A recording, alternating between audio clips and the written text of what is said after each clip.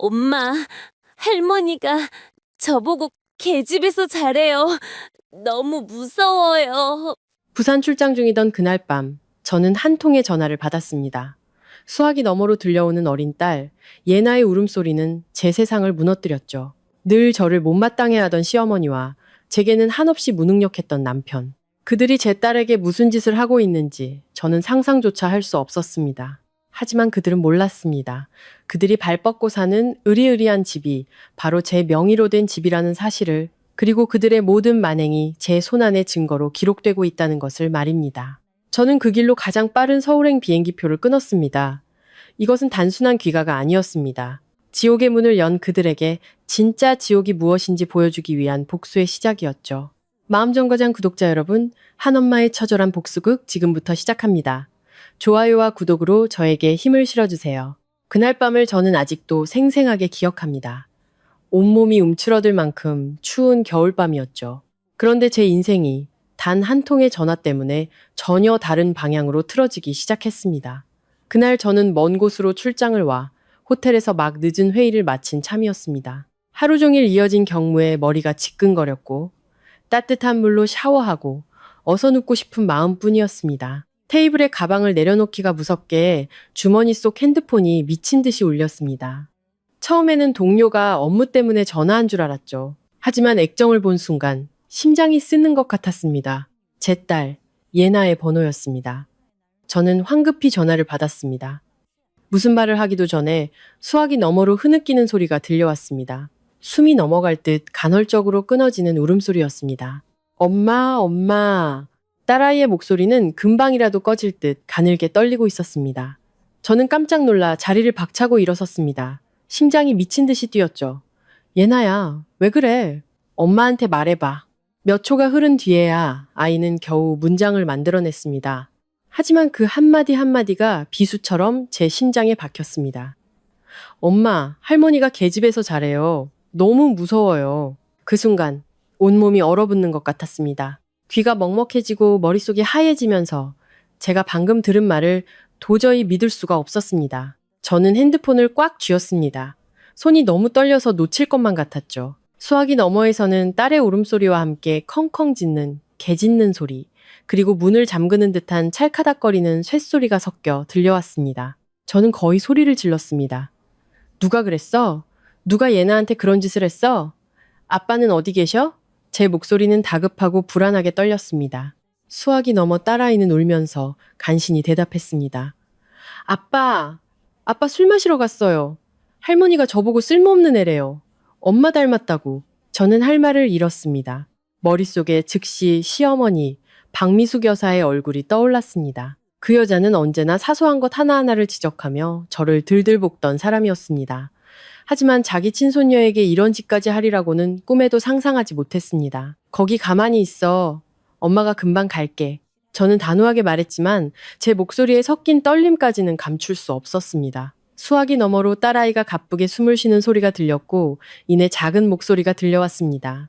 엄마, 너무 추워요. 그 말은 지금까지도 잊을 수가 없습니다.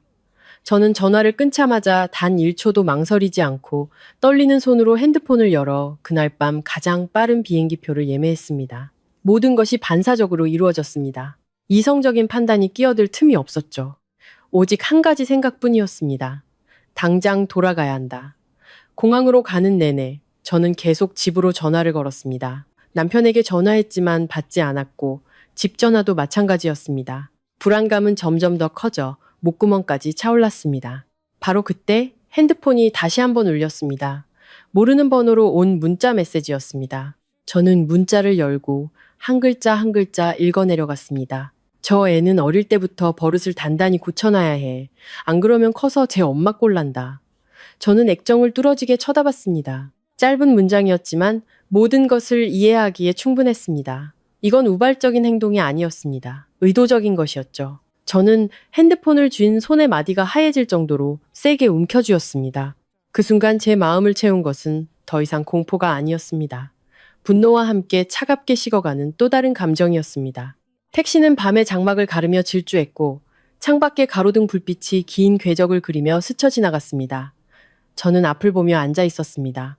머릿속은 더 이상 명확하게 돌아가지 않았고 오직 한 가지 생각만이 반복되었습니다. 만약 내 딸이 한 말이 사실이라면, 만약 내 딸이 정말 그런 취급을 받았다면 그 누구도 무사하지 못할 것이다. 비행기가 이륙할 때 저는 창문에 머리를 기댔습니다. 아래로 보이는 도시의 불빛은 점점 작아지다가 어둠 속으로 희미하게 사라졌습니다. 그 순간 이상하게도 마음이 차분하게 가라앉았습니다. 더 이상 눈물도 공포도 없었습니다. 오직 차가운 결심만이 남았죠. 저는 조용히 눈을 감았지만 머릿속에는 어둠 속에서 웅크리고 떨고 있을 딸아이의 모습이 선명하게 떠올랐습니다. 그리고 저는 알았습니다. 이 순간부터 모든 것이 예전 같지 않으리라는 것을. 저는 남편 민준 씨를 8년 전에 만났습니다. 당시 저는 어설픈 관계들에 지쳐가던 시기였죠. 민준 씨는 말을 청산유수처럼 잘하거나 달콤한 말로 사람의 마음을 쉽게 홀리는 그런 타입의 남자가 아니었습니다. 그는 착하고 과묵했으며 겉모습은 늘 인내심 강하고 침착해 보였습니다. 그때는 바로 그 침착한 모습에 이끌려 이 남자라면 평생을 함께할 수 있겠다고 믿었습니다. 밖에서 허튼 짓을 하거나 나쁜 버릇으로 아내와 자식을 고생시키지 않을 사람이라고 생각했죠. 우리가 연애할 때 민준 씨는 제게 못해주지 않았습니다. 그는 퇴근 시간에 저를 데리러 왔고 가끔은 달콤한 케이크나 따뜻한 차를 사주기도 했습니다. 대단한 것은 아니었지만 따뜻한 가정을 꿈꾸던 저 같은 여자의 마음을 녹이기에는 충분했습니다. 저는 남자가 꼭 대단한 능력을 갖출 필요는 없고 아내를 아끼고 가정을 위할 줄만 알면 충분하다고 생각했습니다. 민준 씨가 저를 집에 데려가 인사를 시켰을 때 그의 어머니인 박미숙 여사는 아주 교과서적이고 능숙한 미소로 저를 맞았습니다. 그래서 저는 그 상냥함 뒤에 날카로운 가시가 숨겨져 있다는 것을 전혀 눈치채지 못했죠. 미래의 시댁이 될 집에 처음으로 갔던 그날, 박 여사는 싹싹하게 제게 반찬을 집어주며 직업과 부모님에 대해 묻고는 웃으며 말했습니다. 요즘 아가씨가 이렇게 독립적인 건 아주 좋은 거야. 그때만 해도 저는 시어머니가 참 이해심 많은 분이라고 생각하며 운이 좋다고 여겼습니다. 하지만 그 칭찬 바로 뒤에 그녀는 여전히 가벼운 목소리로 덧붙였습니다. 바깥일 잘하는 여자도 집안일은 잘해야 할 텐데 말이야. 요즘 애들은 돈 좀 번다고 아나무인이라 집에 와서 남편 챙기고 애 돌볼 줄을 몰라. 식탁에 둘러앉은 모두가 웃으며 넘어갔고 저도 그저 따라 웃으며 어른들의 일반적인 잔소리려니 생각했습니다. 지금 와서 돌이켜보면 모든 징조는 처음부터 뚜렷하게 나타나 있었습니다. 단지 그때의 제가 너무 순진하게 사람의 선함을 믿었던 것뿐이죠. 저는 제가 올바르게 살고 위아래를 알며 앞뒤 분간을 할 줄 알면 언젠가는 사랑받을 수 있을 거라고 생각했습니다. 저는 시집 오자마자 이기려고 들거나 어른들 말에 대드는 그런 며느리가 아니었습니다. 그저 시댁도 가족이니 내가 잘하면 모든 게 순탄할 것이라고 아주 단순하게 생각했습니다. 바로 그 생각이 훗날 제가 아주 비싼 대가를 치르게 만들었습니다. 결혼하고 나서야 저는 민준 씨의 성격을 더 명확하게 보게 되었습니다. 그는 확실히 착했지만 그 착함은 침착한 사람의 강인함이 아니라 아무것도 스스로 결정하지 못하는 남자의 우유부단함이었습니다. 집안의 크고 작은 일부터 민준 씨는 늘 어머니의 눈치를 살폈습니다. 새 가구를 사고 세탁기를 바꾸고 양가의 용돈을 얼마씩 보낼지, 주말에 어디를 갈지, 언제 고향에 내려갈지 모든 것이 그의 어머니 뜻을 거쳐야 했습니다. 몇 번은 제가 농담 삼아 물었습니다. 우리 집은 우리 부부가 사는 거예요? 아니면 당신이랑 어머님이 사는 거예요? 민준 씨는 그저 허허 웃으며 제가 너무 예민하다고 했습니다. 하지만 그 웃음은 몇 년 동안 계속되었습니다.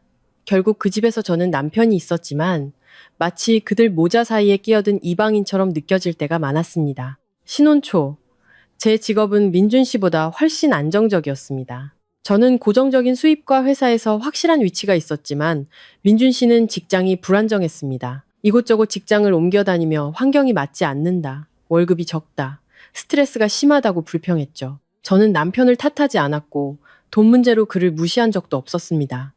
오히려 저는 남편이 부족한 부분을 채우기 위해 노력했습니다. 집안 지출부터 생활비, 경조사비까지 대부분 제가 감당했습니다. 하지만 문제는 제가 집안의 주 수입원이었음에도 불구하고 어떤 결정권도 가질 수 없었다는 점입니다. 제가 번 돈이었지만 어떻게 쓸지, 누구에게 얼마를 줄지, 박 여사는 모든 것을 알고 싶어 했고 간섭하고 결정하고 싶어 했습니다.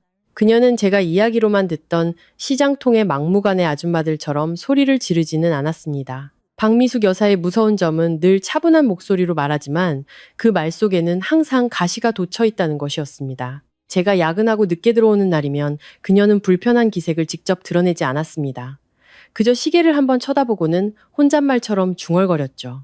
여자가 너무 늦게 다니면 남편이랑 자식이 고생이지. 제가 피곤해서 저녁 준비를 못한 날에도 그녀는 꾸짖지 않았습니다.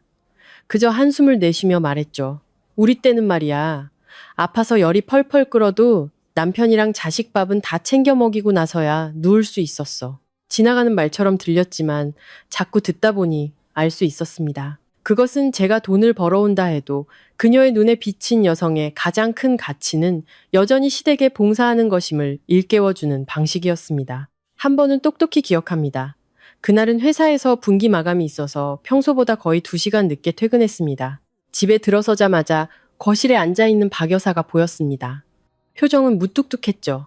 그녀는 제가 밥은 먹었는지 피곤하지는 않은지 묻지 않았습니다. 그녀는 단 한마디만 던졌습니다. 요즘 며느리들은 돈은 잘 버는데 아내 노릇, 엄마 노릇은 영 아니올시다야. 그 말을 마치고 그녀는 부엌으로 들어가 버렸습니다. 저는 문 앞에 얼어붙은 채 서 있었습니다. 마음 한구석이 서늘해졌지만 그저 실언이려니 스스로를 다독였습니다. 그날 민준 씨도 집에 있었습니다. 어머니의 말을 듣고는 그저 멋쩍게 웃으며 제게 말했죠. 엄마가 그냥 해본 소리야. 신경 쓰지 마. 그냥 해본 소리라는 그 말은 이후 그 집에서 일어나는 모든 과도한 일들을 막아주는 방패가 되었습니다. 시어머니가 비아냥거리면 그는 그냥 해본 소리라고 했습니다. 시어머니가 트집을 잡으면 그는 나이 들면 다들 좀 까다로워져 라고 했습니다. 시어머니가 부부 사이에 끼어들면 그는 여전히 그냥 당신이 좀 참아. 집안 시끄러워지는 것보다 낫잖아 라고 했습니다. 가끔 저는 스스로에게 묻곤 했습니다. 도대체 이 남자는 왜 결혼을 한 걸까? 아내를 향한 날 선말들 앞에서 최소한의 방패막이 되어줄 용기조차 없으면서 그러다 저는 예나를 임신했습니다. 그때 저는 어쩌면 손주가 생기면 모든 것이 달라질 거라고 생각했습니다. 저는 진심으로 바랐습니다.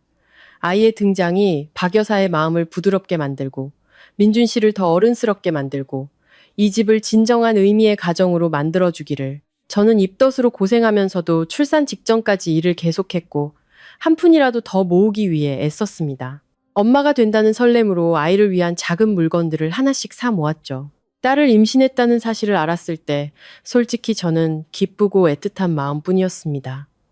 제게는 아들이든 딸이든 상관없이 건강하게만 태어나주면 그만이었습니다. 하지만 태아의 성별을 알게 된 순간부터 박 여사의 얼굴에 스쳐 지나가는 실망의 기색을 보았습니다.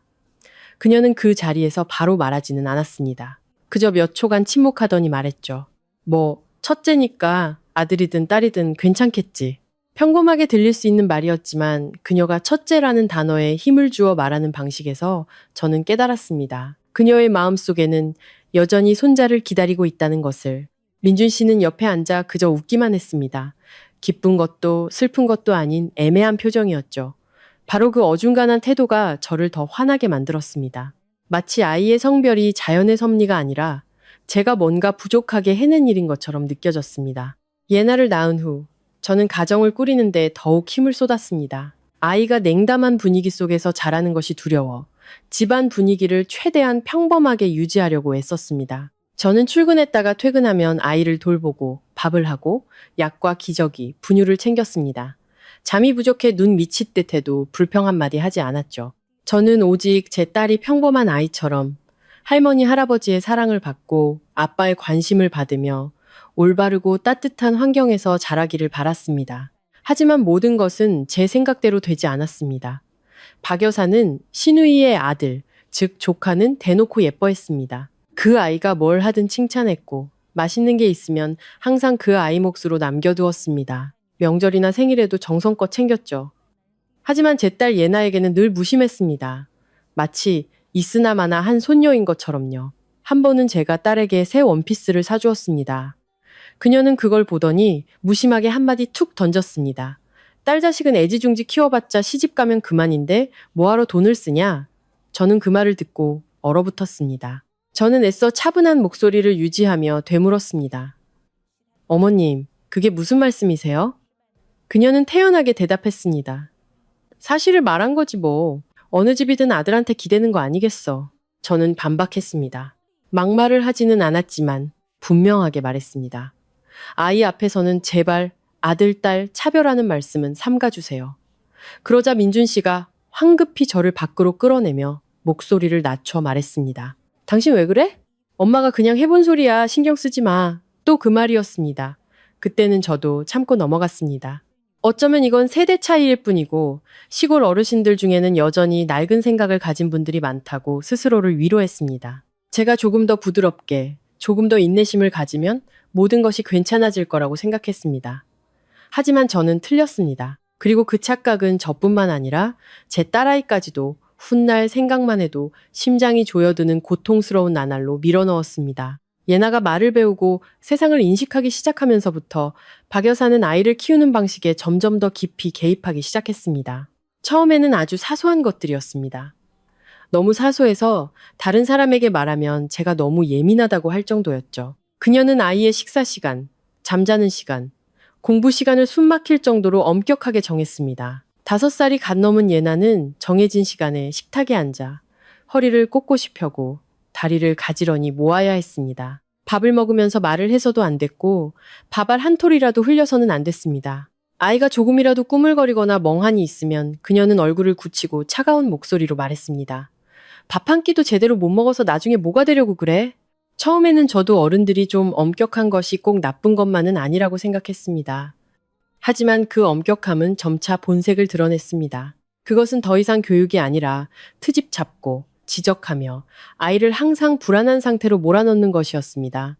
예나가 밥을 천천히 먹으면 꾸짖었고 글씨를 예쁘게 쓰지 못하면 공책을 집어들고 비난했습니다. 한 번은 아이가 물을 마시다가 실수로 책상에 물을 조금 쏟았을 뿐인데 그녀는 소리쳤습니다. 손발이 왜 그 모양이야? 꼭 제 엄마를 닮아서 칠칠 맡기는. 저는 부엌에서 그 말을 듣고 가슴이 철렁했습니다. 하지만 제가 나설 때마다 민준 씨는 저를 말리며 작게 속삭였습니다. 애들은 어릴 때부터 바로잡아야 해. 엄마가 좀 엄격해서 그렇지 다른 뜻은 없어.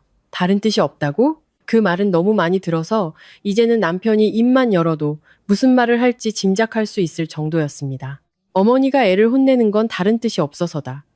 어머니가 나한테 막말하는 것도 다른 뜻이 없어서다.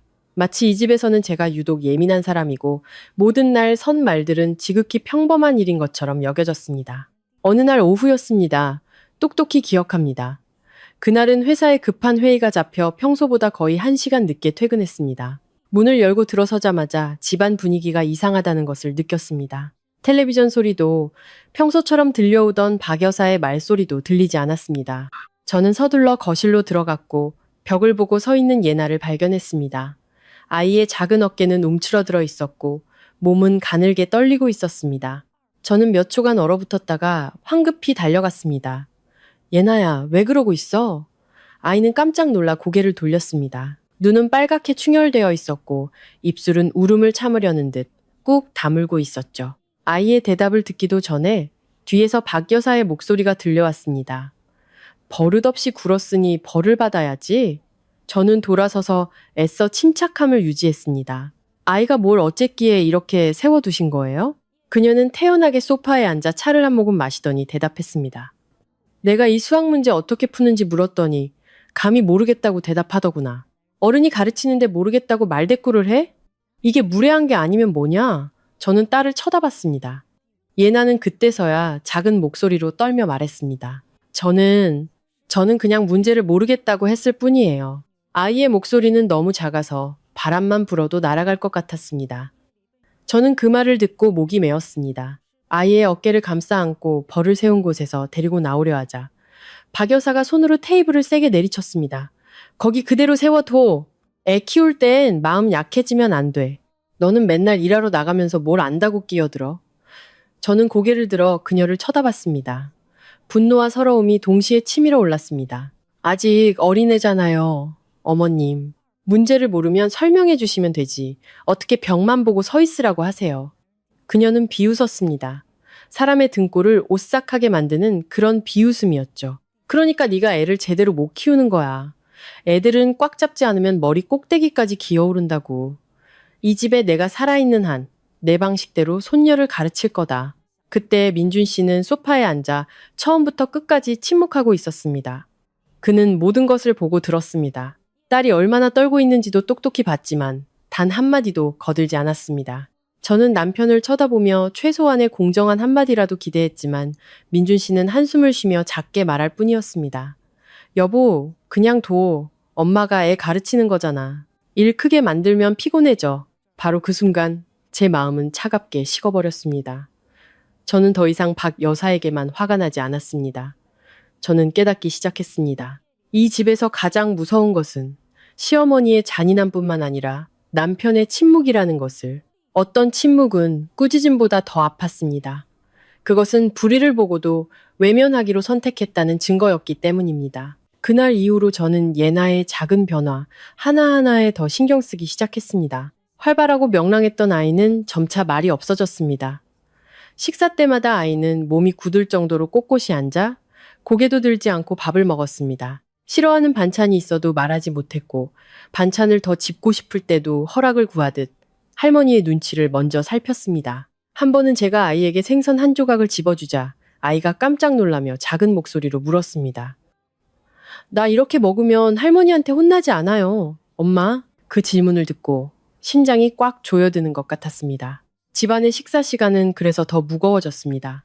더 이상 단란한 분위기는 없었고 경계심만이 남았습니다. 박 여사는 상석에 앉아 마치 다른 사람의 행동 하나하나를 감시하는 듯한 엄격한 표정을 유지했습니다. 민준 씨는 고개를 숙이고 최대한 빨리 밥을 먹으며 눈을 마주치거나 말을 거는 것을 피했습니다.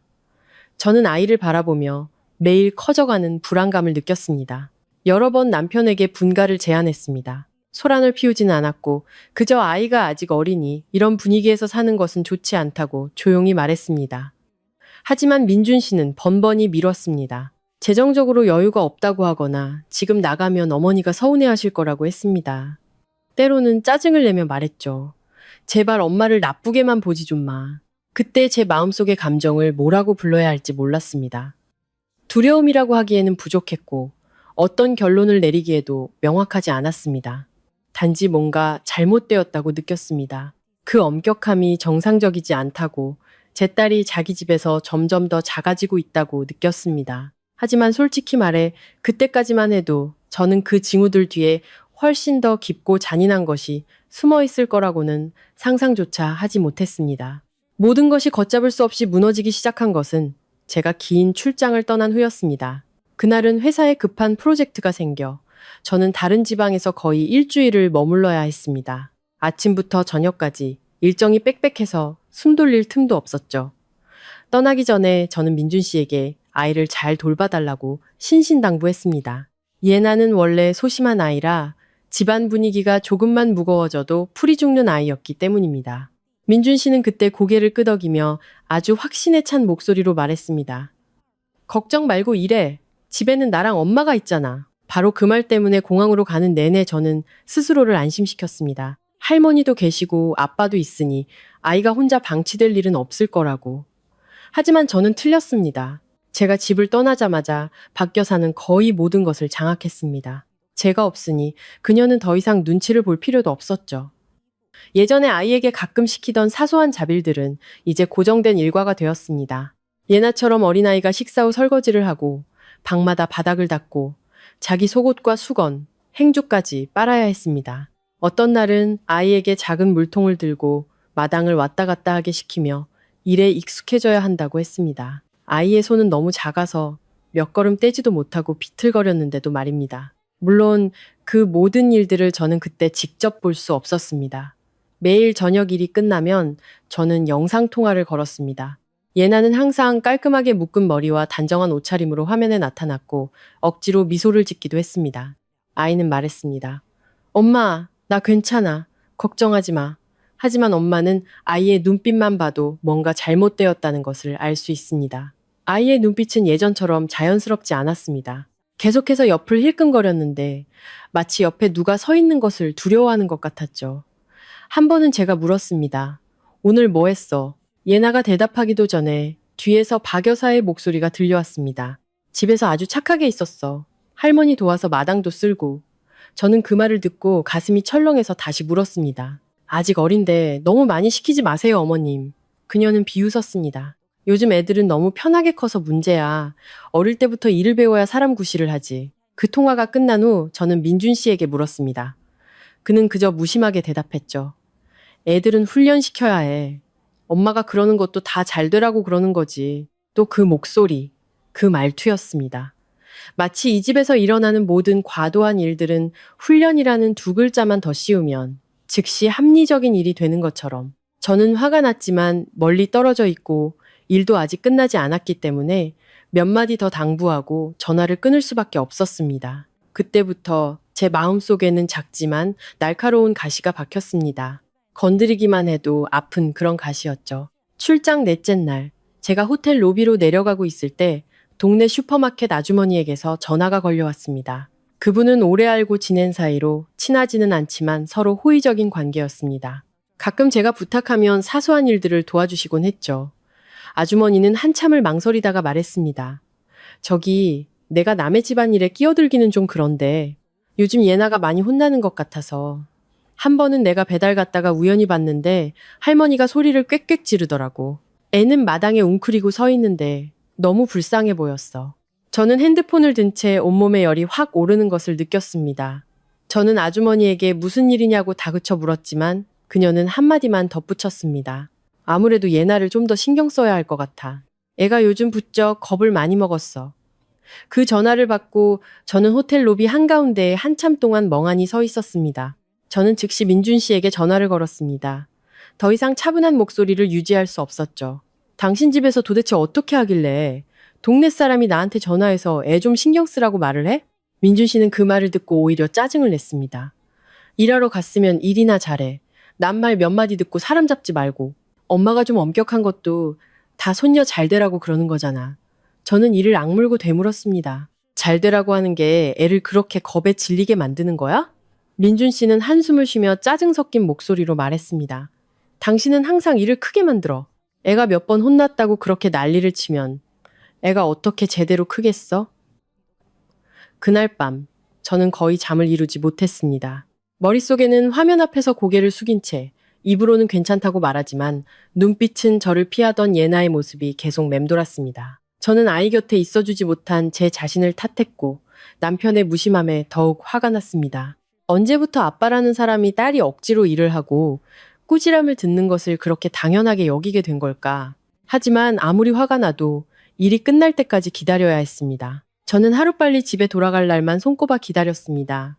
그리고 마침내 제가 돌아오던 날 오후 모든 것이 제 뺨을 후려치는 듯한 현실로 다가왔습니다. 그날 저는 미리 연락하지 않았습니다. 아이를 놀라게 해주고 싶어서 일찍 돌아갈 생각이었죠. 집문은 살짝 열려 있었고 안은 쥐 죽은 듯이 조용했습니다. 저는 서둘러 거실로 들어갔다가 그 자리에 얼어붙었습니다. 예나가 부엌 문 근처 구석 바닥에 웅크리고 누워 있었습니다. 베개도 이불도 없이 아이는 작은 고양이처럼 몸을 둥글게 말고 차가운 타일 바닥에 뺨을 대고 있었습니다. 그날은 갑자기 날씨가 추워져서 어른들도 겉옷을 걸쳐야 했는데 아이는 그런 바닥에서 자고 있었습니다. 저는 달려가 무릎을 꿇고 아이를 안아 일으켰습니다. 아이의 몸은 얼음장처럼 차가웠습니다. 눈을 겨우 뜨고 저를 본 아이는 깜짝 놀라더니 제 목을 와락 껴안고 아무 말도 하지 못했습니다. 제가 휙 돌아보자 부엌에서 박 여사가 걸어 나왔습니다. 그녀의 얼굴에는 조금의 미안함도 없었습니다. 저는 목이 메어 물었습니다. 왜 애가 바닥에서 자고 있어요? 그녀는 마치 아무렇지도 않은 일이라는 듯 태연하게 대답했습니다. 국냄비를 엎질러서 정신 차리라고 하룻밤 거기서 재우는 거야. 저는 제 귀를 의심했습니다. 뭐라고요? 아직 어린애예요. 박 여사는 입꼬리를 비틀어 올렸습니다. 어린애일수록 더 가르쳐야지. 어릴 때 버릇 못 고치면 커서 버리는 수밖에 없어. 제 안의 분노가 맹렬하게 타올랐습니다. 저는 아이를 안고 일어서며 분노로 떨리는 목소리로 말했습니다. 어머님은 손녀를 어떻게 가르치시길래 이렇게 차가운 타일 바닥에 눕혀두세요? 애가 아프기라도 하면 어떡해요? 그녀는 여전히 태연했습니다. 목소리는 얼음처럼 차가웠죠. 그깟 딜로 죽기라도 하겠어? 바로 그때 민준 씨가 밖에서 들어왔습니다. 저는 최소한 그가 아이를 보고 충격이라도 받을 줄 알았습니다. 하지만 아니었습니다. 제 목소리가 커지는 것을 듣자마자 그는 얼굴을 굳히고 제 팔을 잡아 현관 밖으로 끌어냈습니다. 목소리는 낮았지만 분노로 가득 차 있었죠. 일 크게 만들지 마. 엄마가 싫어하셔. 저는 남편을 쳐다봤습니다. 그때 저는 정말로 절망감을 느꼈습니다. 자기 아이가 차가운 바닥에 누워 있는데 그가 신경 쓰는 것은 어머니가 시끄러운 것을 싫어한다는 사실이었습니다. 저는 아주 작게, 하지만 목구멍에서 쥐어짜내는 듯한 목소리로 물었습니다. 그럼 예나는? 우리 딸은 괜찮아? 민준 씨는 몇 초간 침묵하더니 말했습니다. 그냥 당신이 좀 참아. 그래야 집안이 조용하지. 바로 그 말이 저에게 고통스러운 사실 하나를 깨닫게 했습니다. 이 집에서 제 목소리는 아무런 가치도 없다는 것을, 제가 예나의 엄마이고 아이를 키우고 사랑하고 아끼는 사람이라 해도 박 여사와 관련된 일이라면 모든 것이 참고 넘어가야 할 사소한 일이 되어버렸습니다. 그때 저는 무력감을 느꼈습니다. 제 가족 안에서조차 이방인이 된 기분이었죠. 하지만 저는 그때까지만 해도 몰랐습니다. 그 모든 일들은 앞으로 닥쳐올 훨씬 더 잔인한 일의 서막에 불과했다는 것을. 그날 차가운 타일 바닥에 웅크리고 누워있던 예나를 발견한 후 제 마음속에는 뚜렷한 균열이 생겼습니다. 저는 더 이상 박 여사가 그저 까다로운 사람일 뿐이고 민준 씨는 착하지만 결단력이 부족한 남자일 뿐이라고 스스로를 속일 만큼 순진하지 않았습니다. 어떤 일이 한 번만 일어났다면 순간적인 화를 참지 못한 것이라고 할 수 있습니다. 하지만 그것이 반복되고 아이가 자기 집에서 점점 더 두려움에 떨게 된다면 그것은 더 이상 교육이 아니라 독재적인 억압에 불과합니다. 저는 더 주의 깊게 살피기 시작했고 그러면 그럴수록 박 여사가 예나의 식사와 공부뿐만 아니라 아이 자체를 자기 뜻대로 바꾸려 한다는 것을 알게 되었습니다. 그녀는 제가 아이를 키우는 방식을 싫어했고 예나가 엄마를 따르는 것을 싫어했으며 제가 직장에 다니고 돈을 벌고 목소리를 내면서도 아이와 관련된 모든 것을 스스로 결정하려는 것을 더욱 싫어했습니다. 그녀의 눈에 아이는 시댁에 속해야 하고 할머니 말을 들어야 하며 그녀가 정해놓은 틀에 맞춰 자라야 했습니다. 저는 그저 돈 좀 번다고 기고만장해져서 자기가 권력이라도 쥔 줄 아는 뻔뻔한 여자일 뿐이었습니다. 묵혀왔던 갈등은 결국 터지고야 말았습니다. 평일 저녁이었습니다. 제가 예나를 학원에서 데리고 막 집에 돌아왔을 때 박 여사가 거실에 앉아 있었습니다. 그녀 옆에는 집 중앙에 놓인 작은 갈색 캐리어가 있었습니다. 저는 순간 멈칫하며 무슨 일인지 파악하려 했습니다. 그때 그녀가 먼저 입을 열었습니다. 마치 아주 평범한 일을 결정한 듯한 태연한 목소리였죠. 이번 주말에 예나 데리고 한동안 시골에 좀 다녀와야겠다. 거기는 규율도 있고 친척들도 있고 가르쳐줄 어른들도 있으니까. 여기서 맨날 제 엄마만 따라다니다가 애버리겠어. 저는 제가 잘못 들었나 싶었습니다. 몇 초간 가만히 서 있다가 천천히 되물었죠. 예나를 시골에 데려가신다니요. 그게 무슨 말씀이세요? 그녀는 저를 쳐다봤습니다. 표정에는 아무런 감정이 없었죠. 이미 내가 결정한 일이다. 이 애는 엄마랑 좀 떨어져 있어야 엄마한테 덜 집착하지. 다 커서 아직도 엄마 치마폭에만 쌓여 있으니 나중에 뭐가 되겠어. 시골 가서 아침에 일찍 일어나 마당도 쓸고 잔심부름도 하면서 예의범절을 배워야 사람이 되지. 그때 제 등 뒤에 숨어있던 예나는 시골이라는 말을 듣자마자 제 옷자락을 꽉 움켜쥐었습니다. 아이의 손이 떨리는 것이 느껴졌습니다. 아마 무슨 뜻인지 다 이해하지는 못했겠지만 자기가 어딘가로 끌려가서 유일하게 안전하다고 느끼는 사람과 떨어지게 될 것이라는 사실은 이해한 듯 했습니다. 저는 아이를 더 가까이 끌어당기고 박 여사를 똑바로 쳐다봤습니다. 이번에는 드물게도 부드러운 목소리를 유지하려 애쓰지 않았습니다. 저는 한 글자 한 글자 분명하게 말했습니다. 제 아이는 어디에도 가지 않아요. 그리고 제 아이는 어머님이 그런 식으로 강요하며 가르칠 도구가 아닙니다. 아마 박 여사는 제가 그렇게 정면으로 반박할 줄은 몰랐던 것 같습니다. 그녀의 얼굴은 즉시 굳어졌습니다. 방금 전에 태어남은 온데간데 없고 날카로운 눈빛과 굳게 담은 입술, 그리고 평소에 차분함을 잃은 목소리로 바뀌었죠. 너 방금 뭐라고 했어? 저는 여전히 가만히 서 있었습니다. 한 손으로는 아이의 어깨를 감싸고 다른 한 손으로는 핸드백 끈을 손바닥이 아플 정도로 꽉 쥐고 있었죠. 말씀드렸잖아요. 예나는 제 딸이고 어떻게 키울지는 제가 결정한다고요. 어머님께서 손녀를 아끼고 좋은 것을 가르쳐 주실 수는 있지만 어머님 마음대로 아이를 데려갈 권리는 없으세요. 박 여사는 벌떡 일어났습니다. 너무 갑작스러워서 테이블 위에 찼자니 마른 소리를 내며 흔들렸습니다. 그녀는 제 얼굴에 대고 손가락질하며 으르렁거렸습니다. 네가 돈 좀 번다고 이 집 주인이 된 줄 알아? 이 집에 내가 살아있는 한 손녀를 가르칠 권리는 나한테 있어. 저도 더 이상 물러서지 않았습니다.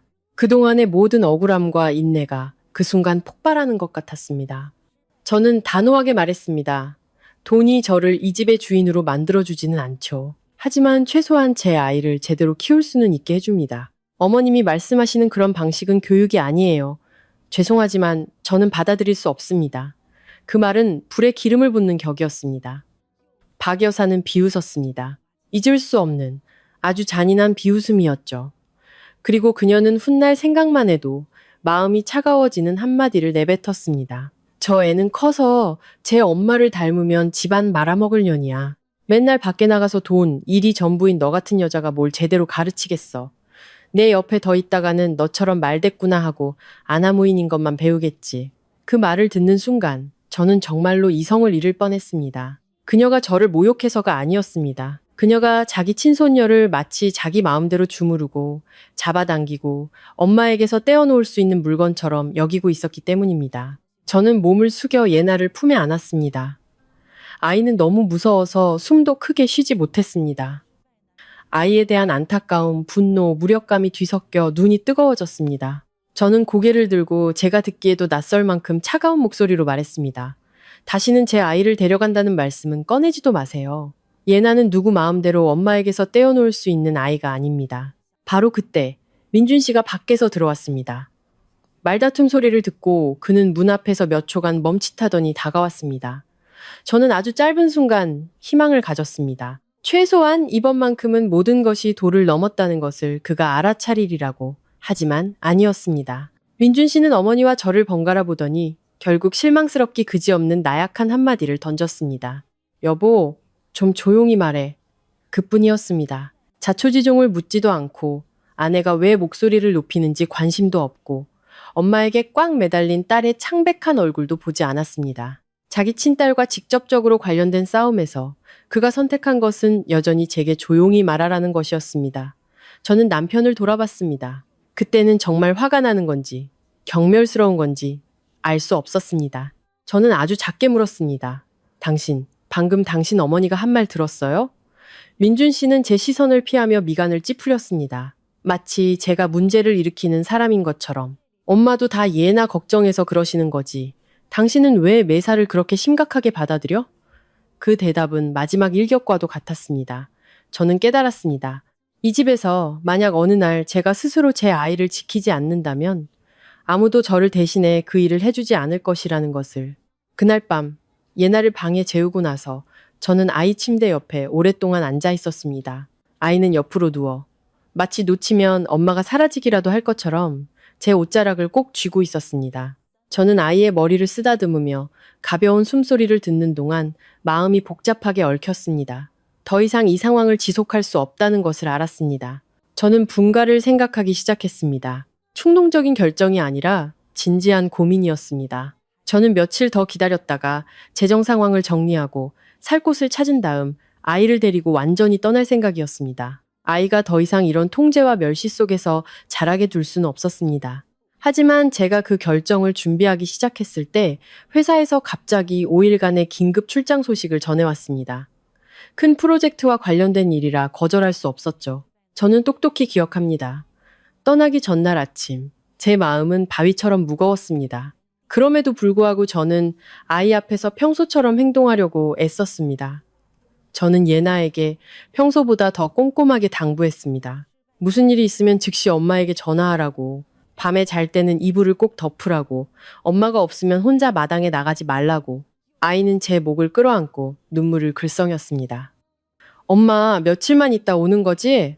저는 아이의 이마에 입을 맞추고 저 자신도 목이 멜 정도로 오랫동안 아이를 안았습니다. 엄마, 며칠만 있다가 올게. 집에서 착하게 있어야 해. 무슨 일 있으면 바로 엄마한테 말하고. 알았지? 문을 나설 때 저는 다시 한번 아이를 돌아봤습니다. 예나는 현관 계단에 서 있었습니다. 작은 체구에 두 손을 꼭 모으고 저를 바라보는 아이의 눈빛은 말로 설명하기 힘든 불안감을 느끼게 했습니다. 그때 저는 그저 제가 너무 걱정이 많아서 그런 것이라고 생각했습니다.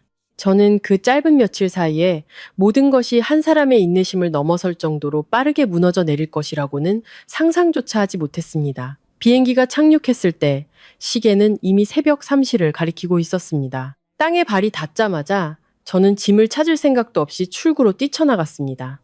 작은 핸드백과 핸드폰만 손에 꼭 쥔 채였죠. 공항을 빠져나오는 내내 머리가 윙윙 울리고 심장은 누가 가슴속에서 망치질이라도 하는 것처럼 세차게 뛰었습니다. 피곤함도 추위도 느껴지지 않았습니다. 오직 공포와 분노가 뒤섞인 감정만이 저를 앞으로 이끌고 있었죠.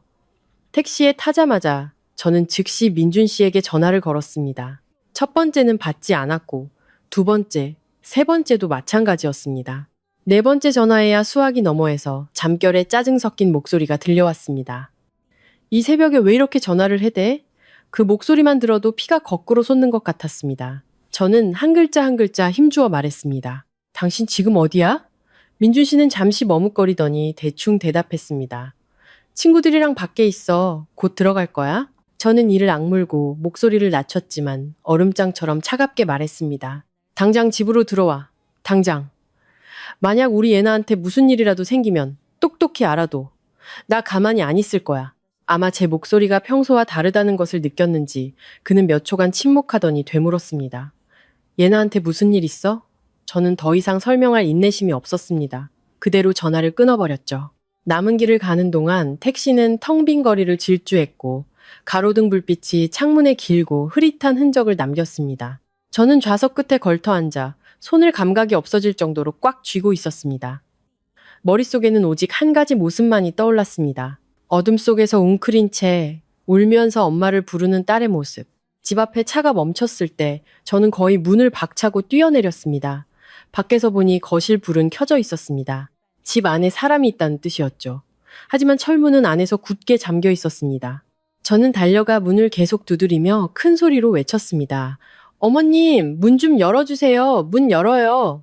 대답이 없었습니다. 저는 남편의 이름을, 딸의 이름을 불렀지만 아무도 문을 열지 않았습니다. 불이 켜진 집은 섬뜩할 정도로 고요했습니다. 저는 더 세게 문을 두드리기 시작했습니다. 손이 아팠지만 아픈 줄도 몰랐죠. 잠시 후 옆집에서 문을 열고 내다봤습니다. 마침 순찰 중이던 경비 아저씨가 저를 보고 깜짝 놀랐습니다. 아니, 출장 갔다 이제 오셨어요? 왜 이 시간에 밖에서 계세요? 저는 거의 말이 나오지 않았습니다. 아저씨, 좀 도와주세요. 집안에 사람이 있는데 문을 잠갔어요. 제 얼굴이 새파랗게 질린 것을 보고 아저씨는 더 묻지 않고 저와 함께 문을 두드렸습니다. 여전히 아무도 열지 않았죠. 결국 아저씨는 근처에 사는 다른 사람을 불러 도움을 요청했습니다. 몇 분이 더 지나서야 집안에서 슬리퍼를 끄는 소리가 들렸습니다. 문이 살짝 열리고 박 여사가 서 있었습니다. 머리는 단정했고 얼굴은 조금의 놀람이나 당황도 없이 차가웠습니다. 그녀는 저를 위아래로 훑어보더니 미간을 찌푸렸습니다. 이 시간에 뭐하러 왔어? 그 말을 듣는 순간 온몸이 얼어붙는 것 같았습니다. 저는 대답하지 않고 즉시 문을 밀치고 안으로 들어섰습니다. 첫 느낌은 집이 밝지만 춥다는 것이었습니다. 뭔가 일이 벌어졌고 모두가 그것을 숨기려 하는 듯한 아주 불쾌한 냉기였죠. 저는 큰 소리로 외쳤습니다. 예나야, 어디 있어? 대답이 없었습니다. 저는 휙 돌아서 박 여사를 쳐다봤습니다. 제 딸 어디 있어요? 그녀는 여전히 팔짱을 낀 채 무미건조한 목소리로 말했습니다.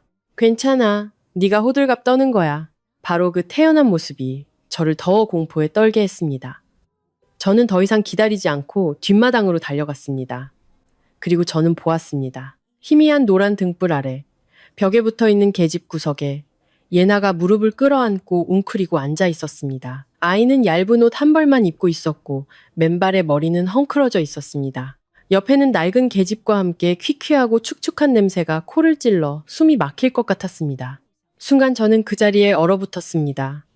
믿을 수 없어서가 아니라 그 광경이 너무 잔인해서 뇌가 받아들이지 못하는 것 같았죠. 저는 달려가 무릎을 꿇고 아이를 와락 껴안았습니다. 아이의 몸은 얼음장처럼 차갑고 부들부들 떨리고 있었습니다.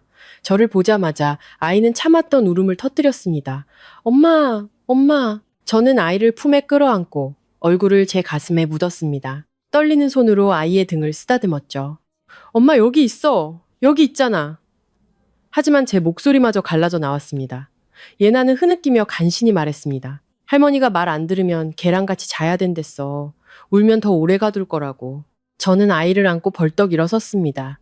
휙 돌아보니 박 여사는 여전히 뒷마당 현관에 팔짱을 낀 채 얼음장 같은 표정으로 서 있었습니다. 저는 그녀를 똑바로 쳐다보며 분노로 온몸을 떨었습니다.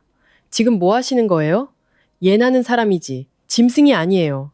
그녀는 비웃었습니다. 보면 볼수록 악랄하게 느껴지는 그런 비웃음이었죠. 분수를 알게 가르치는 거다. 어릴 때 안 가르치면 커서 제 엄마처럼 막 나가니까. 저는 제가 잘못 들었나 싶었습니다. 저는 한 걸음 다가가 아이를 더 꽉 껴안았습니다. 제정신이세요? 애가 이제 겨우 몇 살인데. 그녀는 잘못했다고 느끼기는커녕 눈썹을 치켜떴습니다. 애들은 안 가르치면 망가지는 법이야. 이 정도는 약과지. 바로 그때 문 밖에서 오토바이가 급정거하는 소리가 들렸습니다. 민준 씨가 들어왔습니다. 얼굴에는 아직도 어리둥절한 기색이 역력했죠. 제가 아이를 안고 마당 한가운데에 서 있는 것과 뒤에 서 있는 박 여사를 보고 그는 그 자리에 멈칫했습니다. 저는 남편을 보며 평범한 아빠라면 보일 법한 반응을 기대했습니다. 하지만 민준 씨는 더듬거리며 말했습니다. 설마 엄마가 그냥 겁만 주신 거겠지 여보? 단 한마디였습니다. 저는 더 이상 희망을 가질 것이 없다는 것을 알았습니다. 저는 마당 한가운데 서서 떨고 있는 딸을 품에 꼭 껴안고 시어머니를, 남편을, 그리고 제가 그토록 지키려 했던 이 집을 바라봤습니다. 그 순간 제 안에 무언가가 완전히 부서져 내렸습니다. 더 이상 인내도, 평화를 지키려는 노력도, 눈 감아주는 것도 없었습니다. 오직 아주 명확하고 차갑고 단호한 생각만이 남았습니다. 지금부터 나는 더 이상 참지 않을 것이다.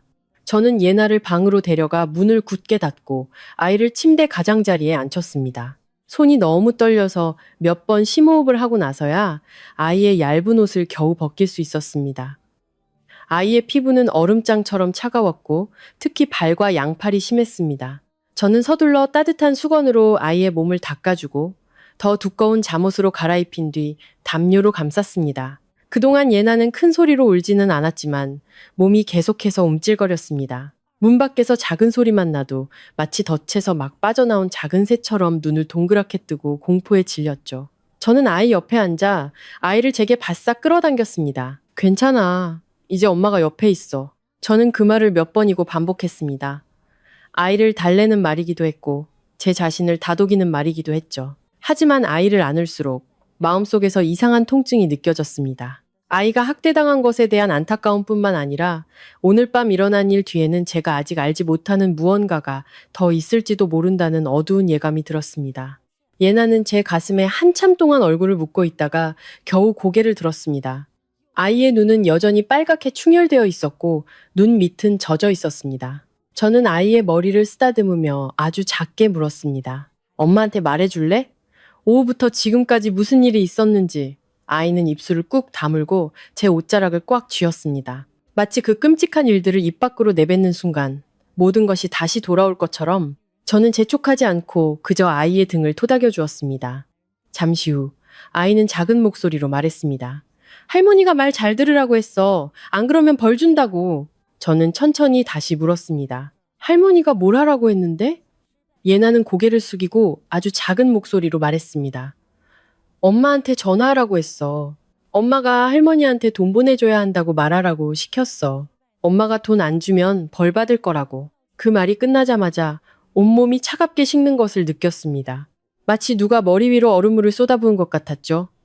저는 눈도 깜빡이지 않고 아이를 쳐다보며 제가 잘못 듣지 않았는지 확인하려 했습니다. 다시 한번 말해줄래? 아이는 겁에 질려 문 쪽을 힐끔 쳐다봤습니다. 할머니가 말하랬어. 엄마가 돈 안 주면 맛있는 거 안 사주고 때리고 가둘 거라고. 저는 할 말을 잃었습니다. 머릿속에 즉시 최근 예나와의 통화들이 스쳐 지나갔습니다. 아이가 회의 중에 갑자기 전화해서 머뭇거리며 엄마 할머니한테 돈 좀 보내드려라고 말했던 순간들. 그때는 그저 아이가 어른들 말을 듣고 무심코 따라하는 줄로만 알았습니다. 어느 날은 아이가 엄마, 할머니, 우유 사게 돈 좀 보내드려. 안 그러면 혼나라고 말했죠. 그때 저는 그저 집안에 정말 돈이 필요한 일이 있거나 박 여사가 직접 말하기 쑥스러워서 손녀를 통해 말하는 것이라고 생각했습니다. 저는 단 한 번도 감히 상상하지 못했습니다. 어린아이가 자기 친엄마에게 돈을 뜯어내기 위한 도구로 확성기로 이용당하고 있었다는 것을. 예나는 저를 올려다보며 떨리는 입술로 말했습니다. 엄마, 나 그렇게 말하기 싫었는데 할머니가 말 안 들으면 다시는 엄마 못 보게 할 거라고 했어. 그 말을 하며 아이는 다시 울음을 터뜨렸습니다. 저는 아이를 꽉 껴안았습니다. 제 몸도 함께 떨리고 있었죠. 이제야 알겠습니다. 마침내 저는 왜 요즘 저에게 전화하는 아이의 목소리가 그토록 이상했는지, 마치 무언가를 외우고 있는 것처럼 들렸는지 이해했습니다. 왜 돈을 보낼 때마다 박 여사가 고맙다는 말은커녕 제가 당연히 해야 할 일을 한 것처럼 굴었는지도 이해했습니다. 모든 것 뒤에는 단순한 악의가 아니라 치밀한 계산이 있었습니다. 저는 아이의 눈물을 닦아주며 최대한 차분한 목소리를 유지하려 애썼습니다. 전화해서 돈 달라고 하는 것 말고 할머니가 또 뭐 시켰어? 아이는 흐느끼다가 조심스럽게 말했습니다. 할머니가 엄마는 맨날 일만 해서 나를 안 사랑하고 할머니만 나를 챙겨준다고 했어. 할머니 말 잘 들으면 나중에 엄마가 나를 더 사랑해 줄 거라고. 저는 잠시 눈을 감았습니다. 가슴이 찢어질 듯 아팠습니다. 더 이상 놀라움 때문이 아니라 혐오감 때문이었습니다.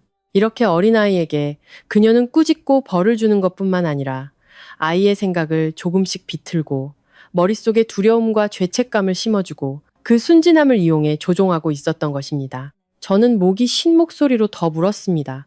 오늘 일에 대해서는 뭐라고 하셨어? 예나는 고개를 끄덕이며 다시 눈물을 흘렸습니다. 계속 울면 더 오래 가둘 거라고 했어. 엄마가 와도 나를 구해줄 수 없을 거라고. 그 말을 듣는 순간 저는 더 이상 가만히 앉아 있을 수 없었습니다. 머릿속의 모든 조각들이 무섭도록 빠르게 맞춰졌습니다. 이상한 전화들, 할머니에게 돈을 보내달라던 아이의 말, 제가 명확한 설명을 듣지 못하고 보냈던 돈들, 영상통화 너머로 저를 보던 아이의 불안정한 시선. 이것은 우연도, 순간적인 분노도 아니었습니다. 이 일은 이미 오래전부터 은밀하고 의도적으로 진행되고 있었던 것입니다. 저는 아이에게 이불을 잘 덮어주고 방에 가만히 있으라고 말한 뒤 일어나 문을 열고 밖으로 나갔습니다. 거실은 여전히 불이 켜져 있었고 박 여사는 소파에 앉아 아무 일도 없었다는 듯 차가운 표정을 하고 있었습니다. 민준 씨는 벽에 기댄 채 시선을 피하고 있었죠. 저는 곧장 다가가서 돌려 말하지 않고 물었습니다. 제 아이 이용해서 돈 뜯어내고 계셨던 거죠? 질문이 입 밖으로 나오자마자 제 목소리가 낯설게 느껴졌습니다. 무서울 정도로 차분했죠. 박 여사는 전혀 놀라지 않았고 부인할 생각도 없어 보였습니다.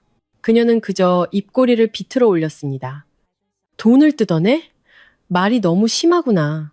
네가 번 돈도 이 집 돈이야. 내가 손녀한테 자기 권리를 찾으라고 가르친 게 뭐가 잘못됐다는 거냐. 저는 그녀를 뚫어지게 쳐다봤습니다. 무슨 권리요? 엄마가 돈을 안 주면 감금하겠다고 협박당할 권리요? 그녀는 언성을 높였습니다. 네가 맨날 밖에 나가서 일하는 동안 애는 내가 돌봤어. 내가 돈 좀 쓴 게 뭐 어쨌다는 거야? 내가 공짜로 키워줄 줄 알았어? 제가 대꾸하기도 전에 민준 씨가 끼어들었습니다. 지치고 짜증스러운 목소리였죠. 여보, 너무 심하잖아. 엄마도 다 얘나 잘 되라고 그러시는 거야. 그렇게 몰아붙이면 어떻게 대화를 해? 저는 휙 남편을 돌아보며 차갑게 웃었습니다. 잘 되라고 하는 게 애를 계집에 가두는 거야? 아니면 나한테 돈 뜯어내는 도구로 만드는 거야? 민준 씨는 순간 멈칫했지만 이내 고집을 부렸습니다. 엄마한테 그렇게 막말하지 마. 바로 그 말이 저에게 또 다른 사실을 깨닫게 했습니다. 박 여사 혼자만의 짓이 아니었습니다. 이 잔인함이 존재할 수 있었던 것은 항상 그것을 묵인하는 사람이 있었기 때문입니다. 저는 거실 한가운데 서서 그들 모자를 바라봤습니다. 그러자 이 집의 모든 것이 너무나 명확하게 보였습니다. 비아냥거림, 돈을 달라고 하던 아이의 전화, 불합리한 지출, 비인간적인 벌, 이 모든 것은 개별적인 충동이 아니었습니다. 그것은 한 단계 한 단계 계산된 행동의 연속이었습니다. 그리고 그때서야 저는 비로소 깨달았습니다. 오늘 밤은 첫 번째 폭발이 아니라 그 계획의 민낯을 제가 처음으로 목격한 순간일 뿐이라는 것을. 저는 바로 방으로 돌아가지 않았습니다. 박 여사가 직접 예나를 이용해 돈을 요구했다는 사실을 인정한 후 제 안에 무언가가 뚝 끊어지는 것 같았습니다. 집안의 평화를 지키기 위해 그동안 참아왔던 모든 순간들이 그 순간 너무나 우스꽝스럽게 느껴졌습니다. 저는 등을 돌려 방으로 들어가 핸드폰을 가지고 다시 거실로 나왔습니다. 그리고 집 한가운데 서서 크지는 않지만 칼날처럼 날카로운 목소리로 말했습니다. 모두 앉으세요. 오늘 확실하게 짚고 넘어가야겠습니다. 아마 박 여사도 민준 씨도 이런 제 모습에는 익숙하지 않았을 겁니다. 시끄럽게 화를 내는 것이 아니라 막다른 길에 몰린 사람의 차가움이었죠. 민준 씨는 소파 옆에 얼어붙은 듯 서서 눈만 깜빡였고 박 여사는 여전히 턱을 살짝 치켜든 채 자기가 옳은 사람인 양 앉아 있었습니다. 저는 민준 씨 맞은편에 의자를 끌어다 놓고 저 자신은 테이블 상석에 앉았습니다. 침실 문은 여전히 닫혀 있었고 그 안에는 담요 속에서 웅크리고 있을 제 딸이 있었습니다. 그 생각만으로도 손이 떨렸습니다. 저는 핸드폰을 테이블 중앙에 놓고 한밤중에 걸려온 통화 녹음 파일을 틀었습니다. 거실에는 즉시 예나의 간헐적인 흐느낌이 울려 퍼졌습니다. 엄마, 할머니가 저보고 계집에서 자래요. 너무 무서워요. 아이의 목소리는 작고 부들부들 떨렸고 개 짖는 소리와 찰카닥거리는 쇳소리가 섞여 들렸습니다. 그 소리를 들을수록 머리가 저려왔습니다. 저는 핸드폰을 보지 않고 오직 그들 모자의 얼굴을 똑바로 쳐다봤습니다. 녹음이 끝나자 거실은 벽시계의 초침 소리가 들릴 정도로 조용해졌습니다. 저는 핸드폰을 박 여사 쪽으로 돌리고 목소리를 낮췄지만 한 글자 한 글자 힘주어 말했습니다. 설명해 보시죠. 이게 어머님이 말씀하시는 교육인가요? 그녀는 제가 예상했던 것만큼 당황하지 않았습니다. 오히려 비웃으며 찻잔을 들어 한 모금 마시고는 쨍 소리가 나게 내려놓았습니다. 내가 뭘 하든 다 이 집안을 위해서야. 네가 돈 몇 푼 번다고 잘난 척하지만 애 키우는 법은 하나도 모르지. 남이 가르쳐주지 않으면 나중엔 머리 꼭대기까지 기어오를 거라고. 저는 그 말을 듣고 피가 얼굴로 쏠리는 것을 느꼈습니다. 어린애를 계집에 가두는 걸 교육이라고 부르시나요? 저는 되물었습니다. 이번에는 목소리가 커졌습니다. 그녀는 즉시 쏘아붙였습니다. 그럼 애를 맨날 금이야 오기야 떠받들고만 살까? 잘못하면 벌을 줘야지. 나도 옛날에 애 키울 때 이것보다 더 힘들었어. 아무도 안 죽었잖아. 저는 손으로 테이블을 세게 내리쳤습니다. 그 소리에 민준 씨가 깜짝 놀랐습니다. 어머님은 제 아이를 학대할 권리가 없어요. 저는 거의 이를 악물고 말했습니다. 어머님이 누구시든 그런 짓을 할 권리는 없다고요. 박 여사는 의자에 등을 기대고 입꼬리를 비틀어 올렸습니다. 아주 악의적인 표정이었죠. 키우고 싶으면 돈을 내놓든가 아니면 내가 가르치게 놔두든가. 애 하나 키우는 게 쉬운 줄 알아? 밥값, 학원비, 전기세, 수도세 이런저런 돈들. 누가 다 되냐? 너는 맨날 밖에 나가서 집에 붙어있지도 않잖아. 애가 저렇게 버릇없게 큰 게 네 탓이 아니면 누구 탓인데. 그 말은 제 뺨을 후려치는 것과 같았습니다. 아파서가 아니라 모든 것을 까발렸기 때문입니다. 마침내 저는 확실히 알았습니다. 그녀의 눈에 예나는 사랑받아야 할 손녀가 아니었습니다. 그저 저를 통제하기 위한 핑계, 지렛대, 도구에 불과했습니다. 저는 민준 씨에게로 고개를 돌렸습니다. 그는 처음부터 지금까지 두 손을 깍지 낀 채 어머니를 쳐다봤다가 바닥을 내려다봤다가를 반복하고 있었습니다. 자기 딸이 녹음 속에서 우는 소리를 계집에 갇혔다는 말을 똑똑히 듣고도 그는 여전히 그림자처럼 가만히 앉아 있었습니다. 저는 그를 보며 처음으로 이 남자의 비겁하고 경멸스러운 본성을 똑똑히 보았습니다. 말해봐요. 저는 느리고 차갑게 입을 열었습니다. 당신의 작은 가정을 선택할 건가요? 아니면 당신의 그 비겁한 침묵을 선택할 건가요? 민준 씨는 마른 침을 삼키며 입술을 몇 번 달싹였지만 말을 잇지 못했습니다. 저는 그를 놓아주지 않았습니다. 당신도 다 들었잖아요. 당신 딸이 그런 취급을 당했는데 할 말 없어요? 아니면 여전히 엄마는 다 잘 되라고 그런 거라고 할 건가요? 민준 씨는 고개를 푹 숙였습니다. 목소리는 아주 작았죠. 여보 진정해. 우리 차근차근 이야기하자. 저는 웃음이 터져 나왔습니다. 하지만 그 웃음은 너무나 씁쓸해서 저 자신도 듣기 괴로울 정도였습니다. 차근차근? 언제까지 차근차근 이야기하자는 거예요? 예나가 또 갇힐 때까지? 아니면 애가 커서 할머니만 보면 사시나무 떨듯 떨게 될 때까지? 그래도 평범한 일인가요?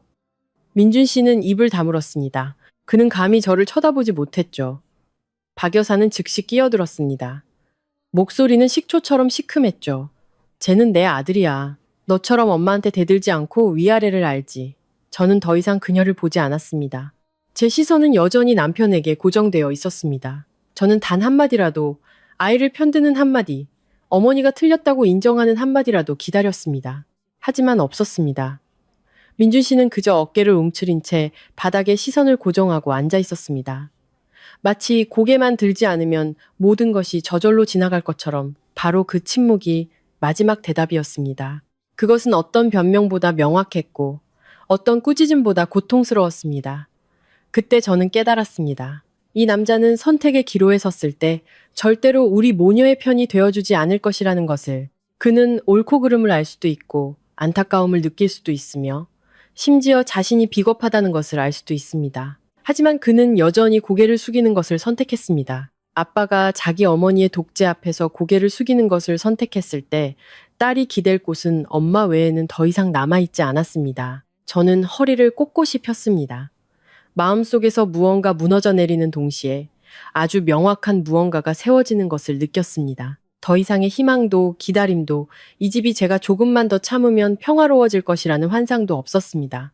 저는 민준 씨를 마지막으로 쳐다봤습니다. 그는 여전히 고개를 숙이고 있었죠. 바로 그 순간 저는 완전히 깨어났습니다. 그날 밤의 대치 이후 집안은 이상할 정도로 조용해졌습니다. 더 이상 박 여사의 날카로운 잔소리도 제가 아이 문제를 꺼낼 때마다 들려오던 민준 씨의 어설픈 짜증도 없었습니다. 하지만 바로 그 침묵이 저는 어떤 말다툼보다 더 숨막히게 느껴졌습니다. 마치 폭풍 전의 고요한 수면 같았습니다. 겉은 평온하지만 그 아래에서는 검고 탁한 물결이 소용돌이치고 있었죠. 다음날 아침부터 박 여사는 제게 거의 말을 걸지 않았습니다. 그녀는 집안을 오가며 차가운 얼굴로 칼날처럼 날카로운 시선을 제게 던졌습니다. 그것은 더 이상 평소에 트집 잡는 시선이 아니었습니다. 억눌린 증오, 기회만 엿보다가 터져나올 것 같은 그런 것이었죠. 몇 번은 제가 부엌 문 앞에서 제 방 쪽을 쳐다보는 그녀와 마주쳤습니다. 그 고요하고 악의에 찬 눈빛은 마주치기만 해도 등골이 오싹해질 정도였습니다. 민준 씨는 저를 피하는 방법을 택했습니다. 그는 평소보다 일찍 나가고 늦게 들어왔습니다. 밥을 먹고 나면 핸드폰에 콜을 받거나 방으로 들어가 버렸습니다. 마치 집안에 아무 일도 없었던 것처럼 그것은 그의 익숙한 방식이었습니다. 문제가 저절로 식을 때까지 회피하는 것. 하지만 이번에는 제가 모든 것을 예전처럼 흘려보내지 않으리라는 것을 알았습니다. 예나는 제게서 거의 한시도 떨어지지 않았습니다. 제가 부엌에 가면 졸졸 따라왔고 제가 화장실에 가면 문 밖에서 기다렸습니다. 밤에 잘 때는 팔이 저릴 정도로 제 팔을 꽉 껴안고 잠들어서 제가 꼼짝도 할 수 없었습니다. 복도에서 할머니의 슬리퍼 끄는 소리만 들려도 아이는 어깨를 움찔하며 눈을 동그랗게 떴습니다. 한 번은 제가 아이에게 괜찮아. 엄마 여기 있어. 어서 자라고 말하자. 아이가 아주 작은 목소리로 속삭였습니다. 엄마, 할머니가 나 데려가지 못하게 해줘. 단 한마디였지만 심장이 꽉 조여드는 것 같았습니다. 저는 아이의 마음속에 자리 잡은 두려움이 더 이상 일시적인 것이 아니라는 것을 깨달았습니다. 그것은 아이의 머릿속에 깊이 박힌 진짜 트라우마가 되어버렸습니다. 저는 더 일찍 했어야 할 일을 시작했습니다. 누구에게도 말하지 않았고 겉으로 티 내지도 않았습니다. 하지만 머릿속으로는 모든 단계를 명확하게 계획하고 있었습니다. 가장 먼저 저는 대학 시절 친구이자 현재 변호사로 일하는 친구에게 연락했습니다. 저는 길게 설명하지 않고 단 한 문장만 보냈습니다. 아이와 혼인 재산 문제로 상담할 게 있어. 30분도 채 되지 않아 그 친구에게서 전화가 걸려왔습니다. 저는 베란다로 나가 작지만 또렷한 목소리로 필요한 모든 것을 설명했습니다. 수화기 너머에서는 한동안 침묵이 흐르더니 친구가 말했습니다. 더 이상 안일하게 생각하지 마. 지금부터 모든 증거를 모아둬. 빠를수록 좋아. 전화를 끊고 저는 노트북 앞에 앉아 모든 서류, 은행 거래 내역, 그리고 지난 1년여 동안 제가 집으로 보냈던 돈들을 다시 확인했습니다. 처음에는 제가 잘못 기억하는 것이 아닌지 확인하려는 의도였지만 보면 볼수록 등골이 오싹해졌습니다. 제가 가족 생활비, 아이 학원비, 공과금 등 아주 일반적인 내용으로 보냈던 돈들이 많았습니다. 그런데 그 돈을 모두 합치니 제가 생각했던 것보다 훨씬 큰 액수였습니다. 어떤 달은 평소 집안 지출의 거의 2배에 달하는 돈이 빠져나갔습니다. 예전에는 믿었기 때문에 꼼꼼히 보지 않았습니다. 이제 와서 한 줄 한 줄 뜯어보니 제가 얼마나 허술했는지 깨달았습니다. 저는 항목들을 하나씩 더해가며 너무 화가 나서 몇 번이나 펜을 멈춰야 했습니다. 어떤 송금은 예나가 할머니에게 돈을 보내달라고 전화했던 시점과 정확히 일치했습니다. 어떤 송금은 그 후 하루 이틀 뒤에 제가 전혀 기억하지 못하는 이상한 거래가 추가로 발생했습니다. 더 자세히 확인해 보니 소름 끼치는 사실 하나를 발견했습니다. 제 핸드폰에 있던 일부 거래 확인 문자가 사라져 있었습니다. 조금 사라진 것이 아니라 선택적으로 지워져 있었습니다. 소액 거래는 그대로 남아 있었고 의심스러운 큰 금액들만 흔적도 없이 사라져 있었습니다. 저는 이메일을 다시 확인하고 은행 콜센터에 전화해 대조했습니다. 은행 측에는 모든 기록이 그대로 남아 있었습니다. 저는 화면 앞에 한참 동안 멍하니 앉아 있었습니다. 심장이 쿵쾅거리고 등골이 오싹했죠. 제 핸드폰은 저만 사용했지만 몇 번 거실에 두고 샤워를 하거나 소파에서 잠들었을 때 혹은 아이를 달래느라 바쁠 때가 있었습니다. 민준 씨가 제 핸드폰을 들고 충전해 주겠다고 말했던 순간들. 박 여사가 혹시 모르니 딸에게 전화해야 할 때를 대비해 핸드폰 비밀번호가 뭐냐고 무심코 물었던 순간들이 떠올랐습니다. 예전에는 신경 쓰지 않았습니다. 이제 와서 생각하니 소름이 끼쳤습니다. 저는 제 아이뿐만 아니라 제 재산 역시 제 부주의를 통해 조금씩 통제당하고 있었다는 의심이 들기 시작했습니다. 그날부터 저는 핸드폰, 은행 계좌, 이메일의 모든 비밀번호를 바꿨습니다. 말하지 않았고 다른 태도를 보이지도 않았습니다. 겉으로는 여전히 출근하고 아이를 데리러 가고 평소처럼 요리했습니다. 하지만 제 안에는 더 이상 집안의 평화를 위해 인내하는 여자는 없었습니다. 저는 그들 모자의 눈빛 하나, 행동 하나를 관찰했습니다. 그리고 어느 날 저녁, 제 모든 의심을 확신으로 바꿔주는 말을 듣게 되었습니다. 그날 저는 부엌에 물을 마시러 갔습니다. 박 여사의 방 앞을 지나가는데 시누이인 미니 씨의 목소리가 들렸습니다. 문은 살짝 닫혀 있었고 두 사람은 아주 작게 이야기하고 있었지만 고요한 밤에는 모든 단어가 밖으로 새어나왔습니다. 박 여사의 목소리는 의기양양했습니다. 그 계집애는 겁만 주면 바로 꼬리 내려. 걔를 이용해서 걔 엄마를 압박하면 돈을 안 내놓고는 못 베길 거야. 미니 씨는 작게 웃었습니다. 그럼 엄마가 좀 더 세게 나가봐. 걔는 자기 자식 고생하는 건 절대 못 볼 테니까. 저는 문 밖에서 그 자리에 얼어붙었습니다. 물컵을 쥔 손을 너무 세게 쥐어서 손마디가 아팠습니다. 역시 그랬습니다. 그들은 제 약점이 예나라는 것을 정확히 알고 있었고 바로 그곳을 공격하고 있었던 것입니다. 저는 뛰어들어가지 않았고 소란을 피우지도 않았습니다. 저는 조용히 방으로 돌아와 물컵을 내려놓고 잠든 딸을 바라봤습니다. 잠든 아이의 얼굴은 여전히 굳어 있었고 속눈썹은 가끔 무서운 꿈이라도 꾸는 듯 파르르 떨렸습니다. 저는 아이의 머리를 쓰다듬었습니다. 마음이 너무 아파서 거의 감각이 없을 정도였죠. 바로 그때 저는 깨달았습니다. 더 이상 물러설 곳이 없다는 것을. 만약 제가 또 마음이 약해져서 기다리고 다른 사람이 스스로 변하기를 바란다면 제 아이를 다시 그 지옥으로 밀어넣는 것은 바로 저 자신이 될 것이라는 것을. 저는 몸을 숙여 아이에게 이불을 덮어주고 잠든 작은 얼굴을 오랫동안 바라봤습니다. 그때 제 마음속에는 더 이상 충동적인 분노가 아니라 아주 명확한 냉정함이 자리 잡고 있었습니다. 이번에는 저항만 하지 않을 것이다. 모든 것을 끝장낼 것이다. 그날 밤 복도에서 박 여사가 시누이와 나누는 대화를 똑똑히 들은 후 저는 거의 잠을 이루지 못했습니다. 하지만 이번에는 더 이상 누워서 울거나 자책하지 않았습니다. 저는 방 안의 작은 책상 앞에 앉아 노트북과 핸드폰을 열고 제가 가진 모든 것을 눈앞에 펼쳐놓았습니다. 녹음 파일, 문자 메시지, 은행 거래 내역 캡처, 그리고 제가 예나를 계집에서 막 데리고 나왔을 때 몰래 찍어둔 차갑고 더러워진 발 사진까지. 저는 알았습니다. 감정에 휘둘리면 또다시 지게 될 것이라는 것을.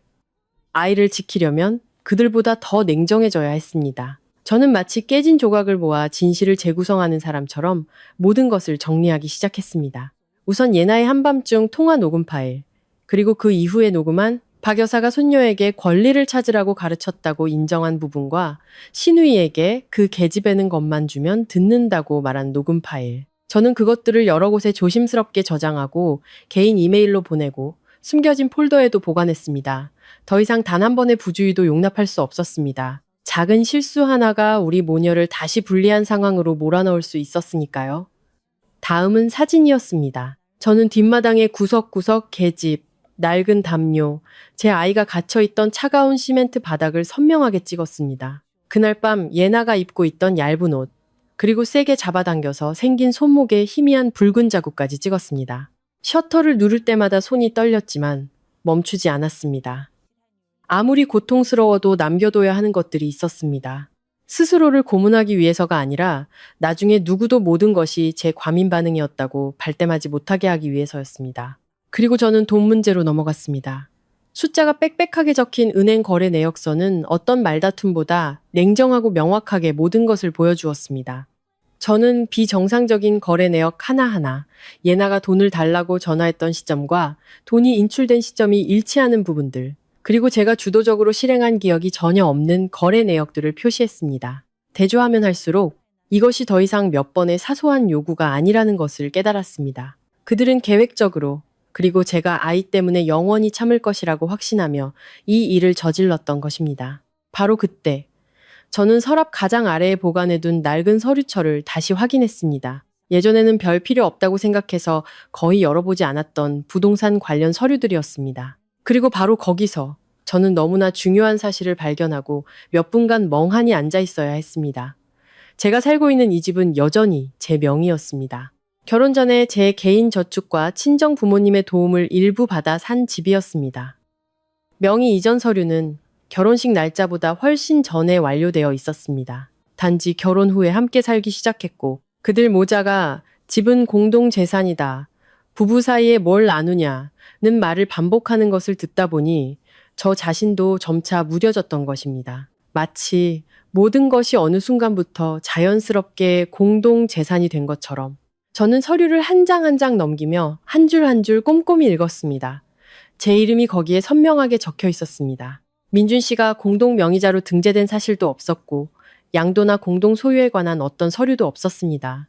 처음 든 생각은 기쁨이 아니라 등골이 오싹해지는 느낌이었습니다. 그들은 제 월급, 보너스, 제가 매달 벌어들이는 돈뿐만 아니라 제 집에서 당연하다는 듯이 살면서 제 아이를 이용해 저를 압박하고 점차 그곳에서 제게 아무런 권리도 없는 것처럼 착각하게 만들고 있었던 것입니다. 저는 허리를 꼿꼿이 폈습니다. 그 어느 때보다 명확한 생각이 떠올랐습니다. 그들은 단지 돈을 뜯어내려던 것이 아니었습니다. 제 자리마저 빼앗으려 했던 것입니다. 그 순간부터 저는 게임의 방식을 바꾸기로 결심했습니다. 더 이상 감정적으로 맞서지 않을 것이다. 그들이 제가 진정되었고 겁을 먹었으며 아이를 지키기 위해 굴복했다고 믿게 만들어야 했습니다. 그래야만 그들이 더 많은 허점을 드러낼 테니까. 다음 날 아침, 저는 평소처럼 부엌으로 내려가 요리를 했습니다. 여전히 침묵했고 박 여사에게는 어젯밤에 소동이 지나가고 이제 모두 지쳐서 진정될 것이라는 느낌을 주었습니다. 그녀는 저를 탐색하는 듯한 눈으로 쳐다봤고 저는 피하지 않고 평온하게 행동했습니다. 점심 식사 때 저는 먼저 입을 열었습니다. 저는 박 여사를 보며 차분한 목소리로 말했죠. 어머님이 돈을 원하시면 드릴 수 있어요. 하지만 이제부터 아이는 제가 가르치게 해주세요. 그녀는 고개를 번쩍 들었고 눈이 빠르게 반짝였습니다. 자기가 원하던 미끼가 제자리에 떨어진 것을 본 사람의 눈빛이었죠. 단 1초 만에 그녀는 태도를 바꾸고 소름 끼칠 정도로 가식적인 목소리로 말했습니다. 그것 봐. 말은 그렇게 해야 서로 통하는 거야.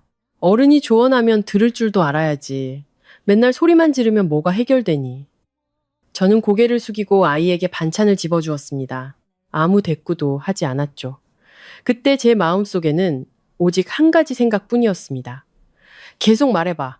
네가 이겼다고 생각해봐.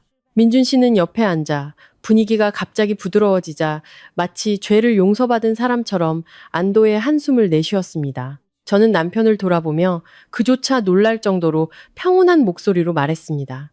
내가 돈은 더 보내줄게요. 하지만 이제부터 모든 걸 명확하게 해야겠어요. 어디에 얼마를 썼는지, 누구한테 준 돈인지 내가 다 알아야겠어요.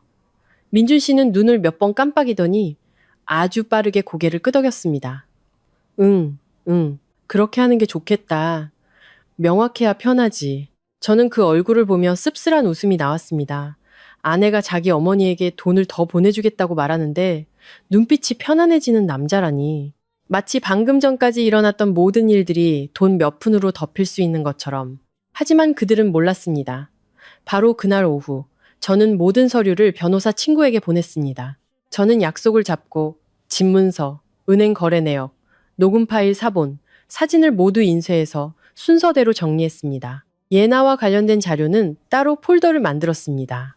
이제 저는 확실히 알았기 때문입니다. 모든 것을 완전히 끝내려면 집안 싸움에서 멈춰서는 안 된다는 것을, 그들의 말이 더 이상 힘을 쓰지 못하는 곳, 제 손에 쥔 증거가 더 큰 힘을 발휘하는 곳으로 가야 했습니다.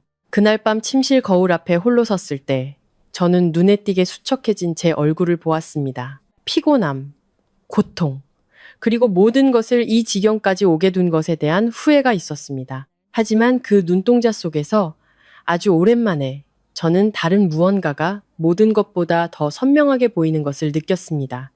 그것은 결단력이었습니다. 저는 입꼬리를 살짝 올렸습니다. 제 자신도 낯설게 느껴질 만큼 차가운 미소였습니다.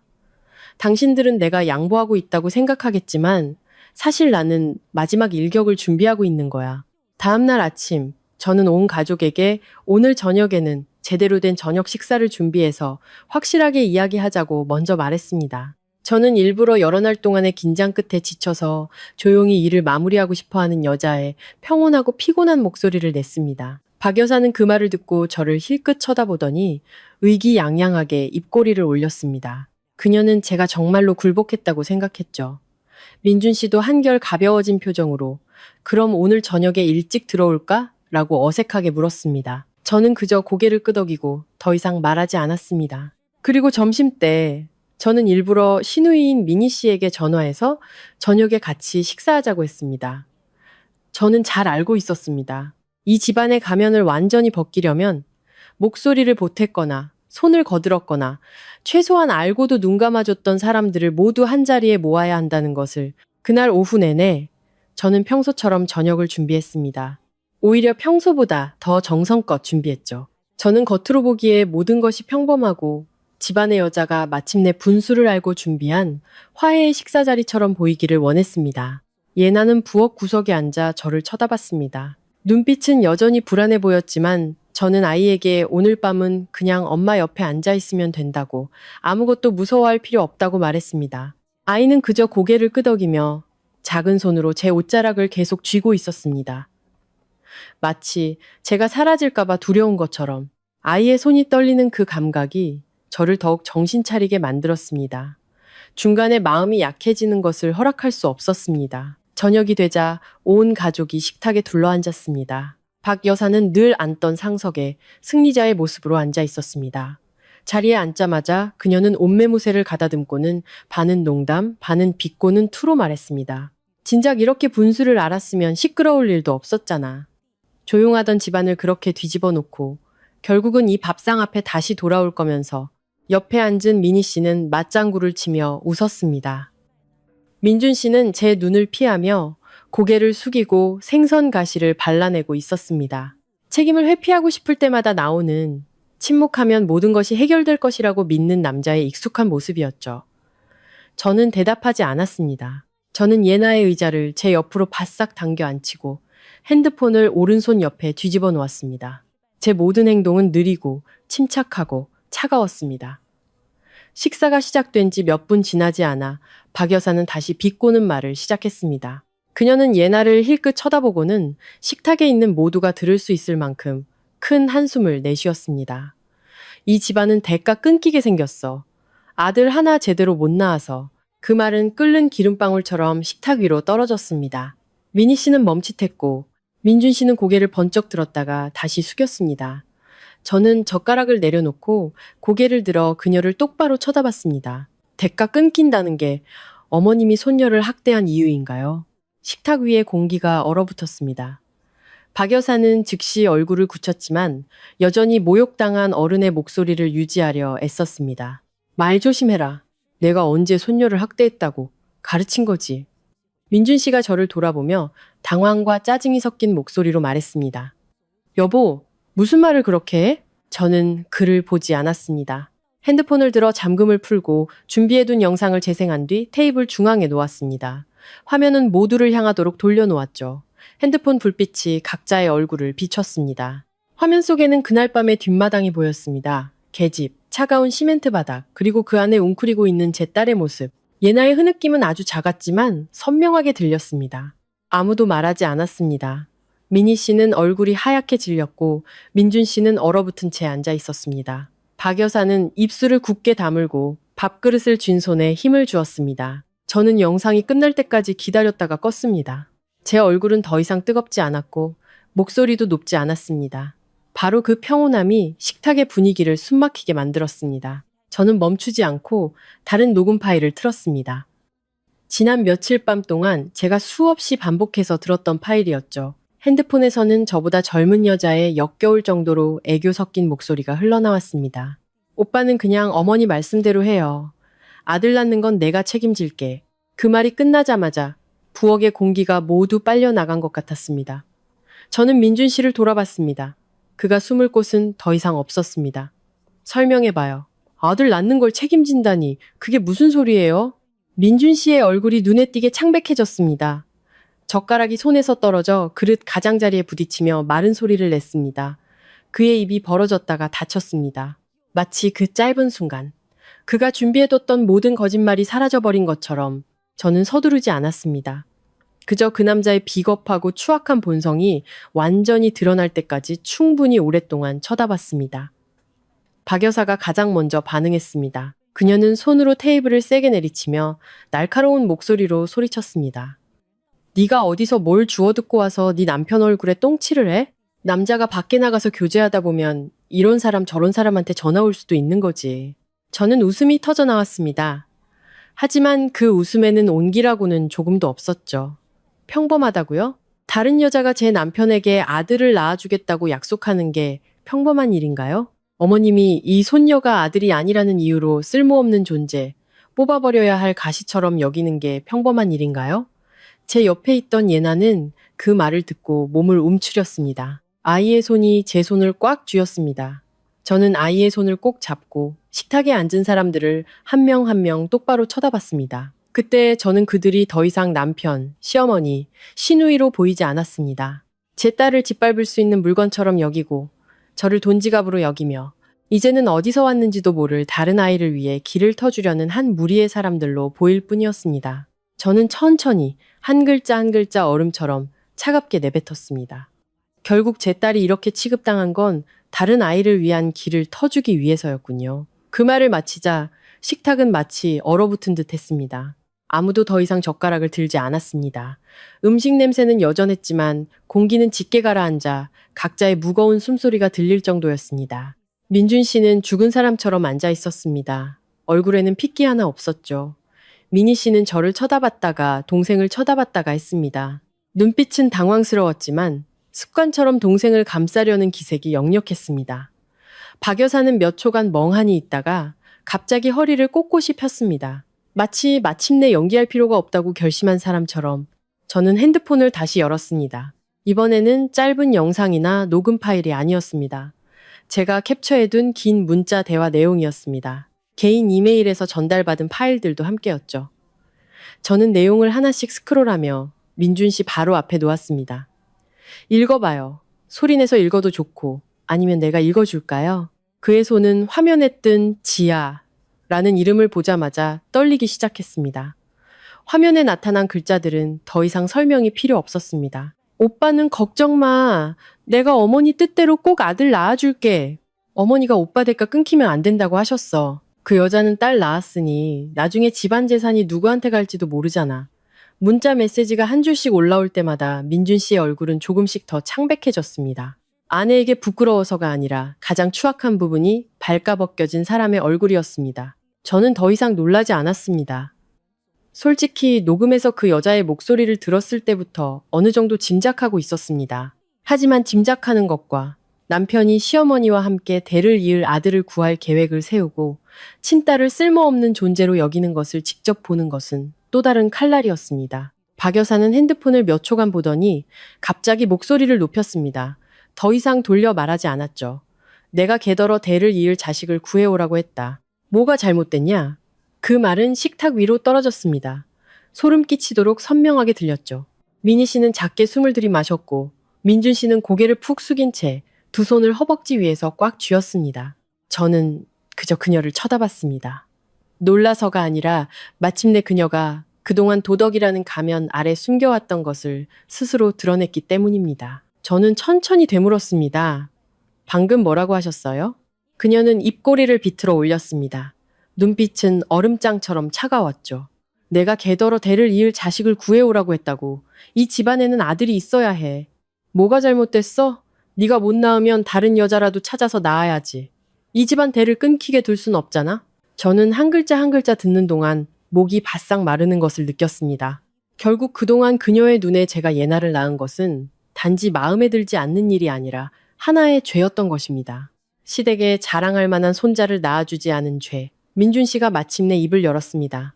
목이 졸린 사람처럼 아주 작은 목소리였습니다. 나는 그냥 아들이 갖고 싶었을 뿐이야. 저는 웃음이 터져 나왔습니다. 하지만 그 웃음은 너무나 씁쓸해서 저 자신도 낯설게 느껴질 정도였습니다.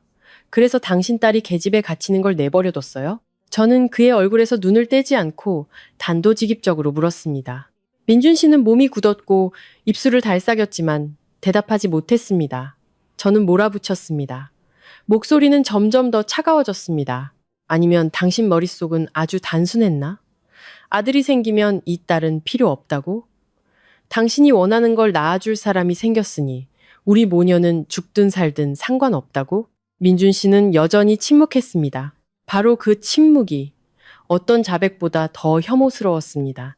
그가 그런 생각을 했을 뿐만 아니라 그것을 부인할 염치조차 없다는 것을 보여주었기 때문입니다.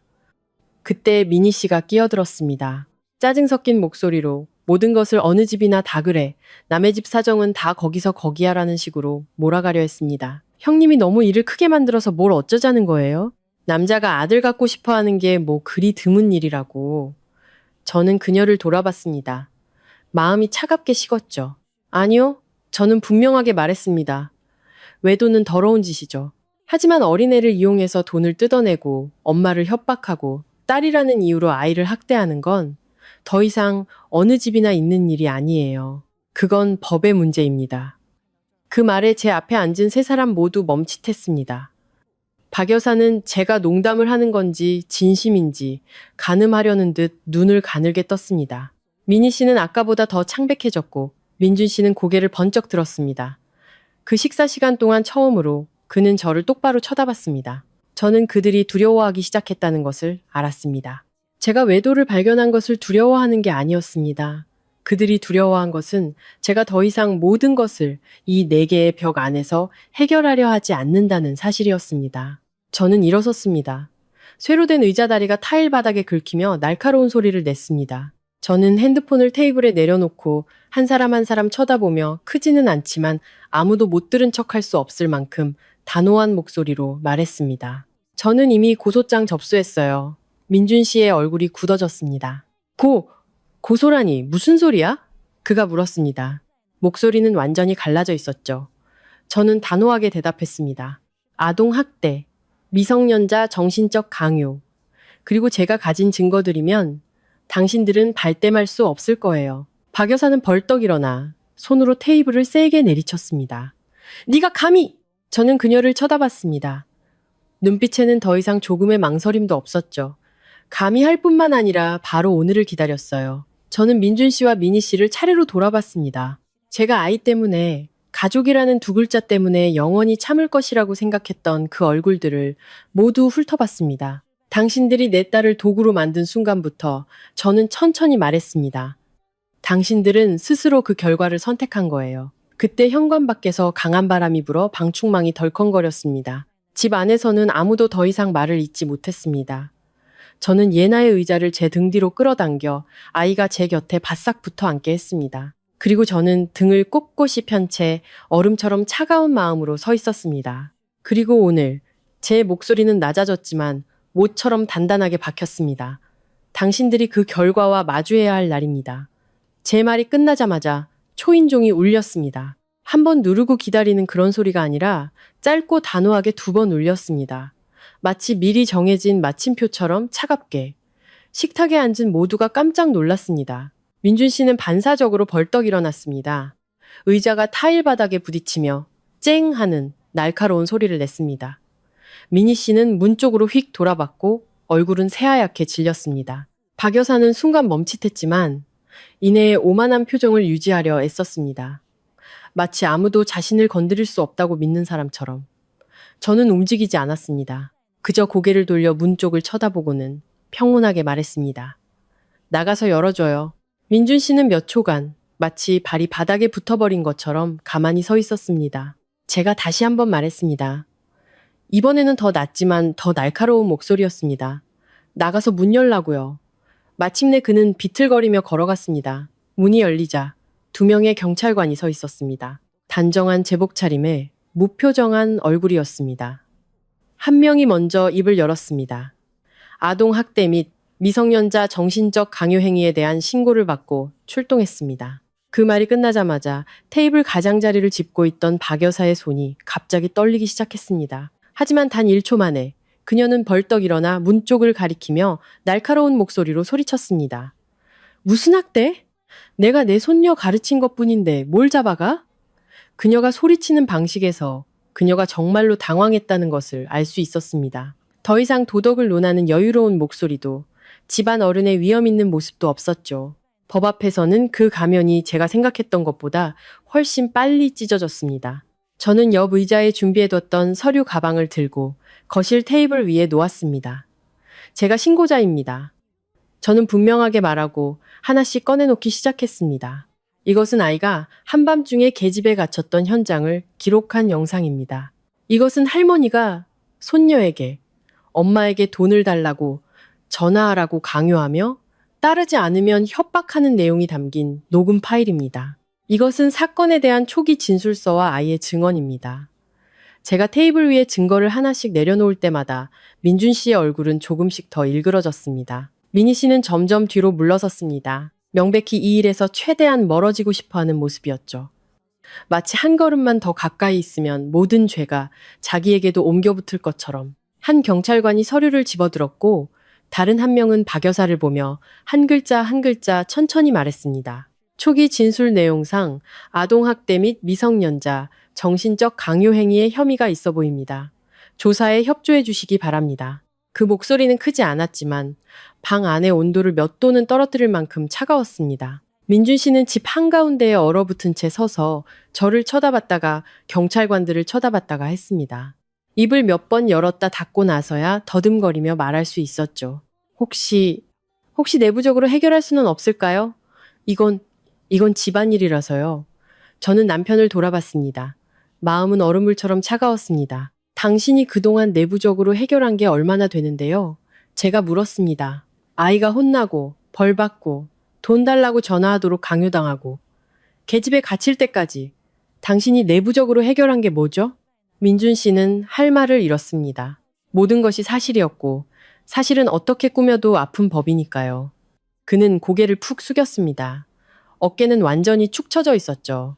하지만 그때 저는 더 이상 연민이나 아쉬움을 느끼지 않았습니다. 자기 아이에게 일어나는 모든 일을 그 지경까지 방치할 수 있었던 아빠는 아주 작은 동정심조차 받을 자격이 없었습니다. 박 여사는 그때서야 완전히 이성을 잃었습니다. 그녀는 한 걸음 앞으로 달려 나왔습니다.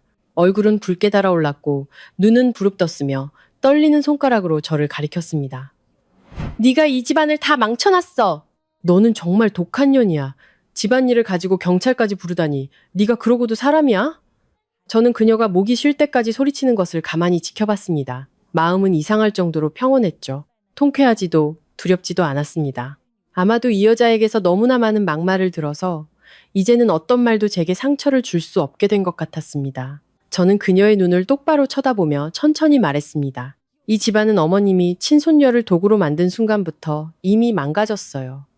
그녀는 순간 멈칫했지만 그 말에 더 불이 붙은 듯 계속 소리쳤습니다. 하지만 이번에는 경찰관들이 다가와 질서를 유지하고 협조해달라고 요구했습니다. 한 명이 분명하게 말했습니다. 저희와 함께 가서 조사받으셔야 합니다. 계속 불응하시면 공무집행 방해로 현행범 체포하겠습니다. 그 말을 듣자 박 여사의 다리가 살짝 풀리는 것 같았습니다. 방금 전의 기세는 온데간데 없고 얼굴에는 일그러진 두려움이 선명하게 드러났습니다. 미니 씨는 더 이상 아무 말도 하지 못했습니다. 민준 씨는 여전히 그림자처럼 얼어붙어 있었습니다.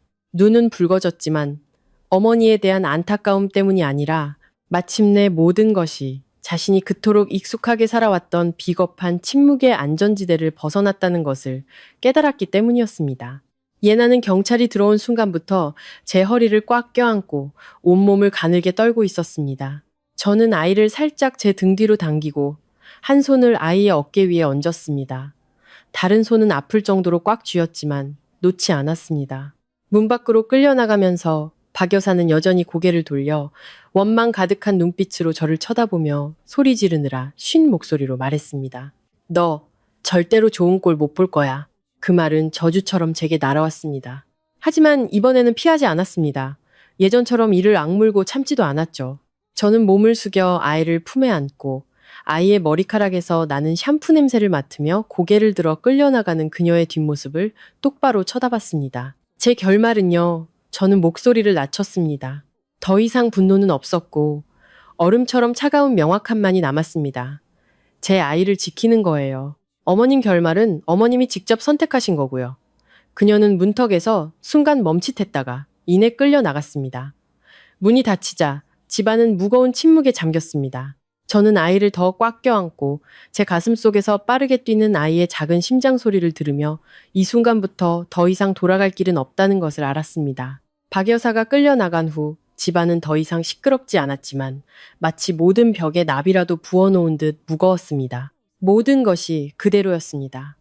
먹다만 저녁상, 치우지 않은 그릇들, 김이 모락모락 나는 국 냄비, 단지 그들 모자가 그토록 집착했던 거짓된 평화만이 깨끗하게 사라져버렸을 뿐입니다. 미니 씨가 가장 먼저 떠났습니다. 그녀는 거의 제 눈을 똑바로 쳐다보지 못하고 조용히 핸드백을 들고 문 밖으로 사라졌습니다. 마치 조금이라도 빨리 벗어나면 자신은 아무 관련 없는 사람이 될 수 있다는 듯이 저도 붙잡지 않았습니다. 그런 사람들에게는 이제 와서 있든 가든 아무 의미도 없었으니까요. 민준 씨는 소파에 주저앉아 두 손으로 머리를 감쌌습니다. 등이 완전히 굽어 있었죠.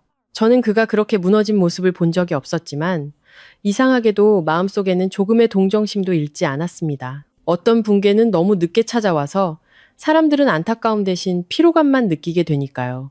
예나는 제 곁에 바싹 붙어 그 끔찍한 밤 이후로 여전히 빨갛게 충혈된 눈을 하고 있었습니다. 저는 아이를 안고 방으로 들어가 눕혀주고 잠들 때까지 곁에 앉아 있다가 밖으로 나왔습니다. 민준 씨는 여전히 그 자리에 앉아 있었습니다. 눈은 충혈되었고 얼굴은 마치 10년은 늙어버린 것처럼 멍했습니다. 제가 나오는 것을 보고 그는 고개를 들고 쉰 목소리로 말했습니다. 내가 잘못했어. 저는 대답하지 않고 그저 가만히 서서 쳐다봤습니다. 아마 그 침묵이 그를 더 불안하게 만들었는지 그는 서둘러 말했습니다. 마치 1초라도 늦으면 더 이상 기회가 없을 것처럼. 정말 내가 잘못했어. 하지만 엄마가 계속 압박했어. 당신도 엄마 성격 알잖아. 계속 말씀하시니까. 내가 너무 혼란스러웠어. 저는 그 말을 듣고 헛웃음이 나왔습니다. 씁쓸했죠. 이 지경에 와서도 그는 여전히 책임을 다른 사람에게 떠넘기는 데 익숙했습니다. 저는 의자를 끌어다 맞은편에 앉아 그를 똑바로 쳐다보며 아주 천천히 말했습니다. 아니요. 당신은 압박당한 게 아니에요. 당신이 듣기로 선택한 거죠. 민준 씨는 마치 제가 그가 매달리고 있던 유일한 핑계마저 잘라버린 것에 충격을 받은 듯 얼어붙었습니다. 저는 말을 이었습니다. 목소리는 차분했지만 날카로웠죠. 당신 어머니가 부추길 수는 있었겠죠. 아들을 낳아야 한다는 생각을 당신 머릿속에 심어줄 수는 있었을 거예요. 하지만 외도한 건 당신이고 자기 딸이 학대당하는 걸 내버려 둔 것도 당신이고 딸이 쓸모없는 물건처럼 취급당할 때마다 침묵한 것도 당신이에요. 아무도 당신 손을 잡고 그런 짓을 시키지 않았어요. 민준 씨는 고개를 푹 숙였습니다. 어깨가 가늘게 떨리고 있었죠. 그는 작은 목소리로 말했습니다. 알아, 내가 비겁했어. 저는 말을 잘랐습니다. 아니요, 당신은 비겁하기만 한 게 아니에요. 잔인했어요. 그 말에 그는 고개를 번쩍 들고 눈을 동그랗게 뜨고 저를 쳐다봤습니다. 저는 피하지 않았습니다. 가장 잔인한 아빠는 아이를 때리는 사람이 아니에요. 제가 말했습니다. 아이가 상처받는 것을 보고도 외면하는 사람이죠. 당신이 바로 그런 사람이에요.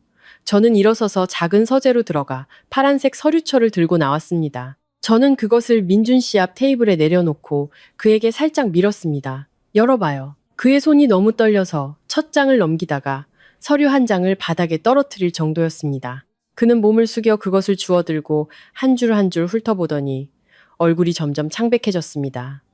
저는 그가 무엇을 받는지 알았습니다. 부동산 등기부 등본, 매매 계약서, 집문서, 모든 것이 제 이름으로 되어 있었고 결혼 전에 완료된 것이었습니다. 그의 이름도 공동 소유자로서의 서명도 그들 모자가 그동안 당연하게 여겼던 공동주택이라는 개념도 없었습니다.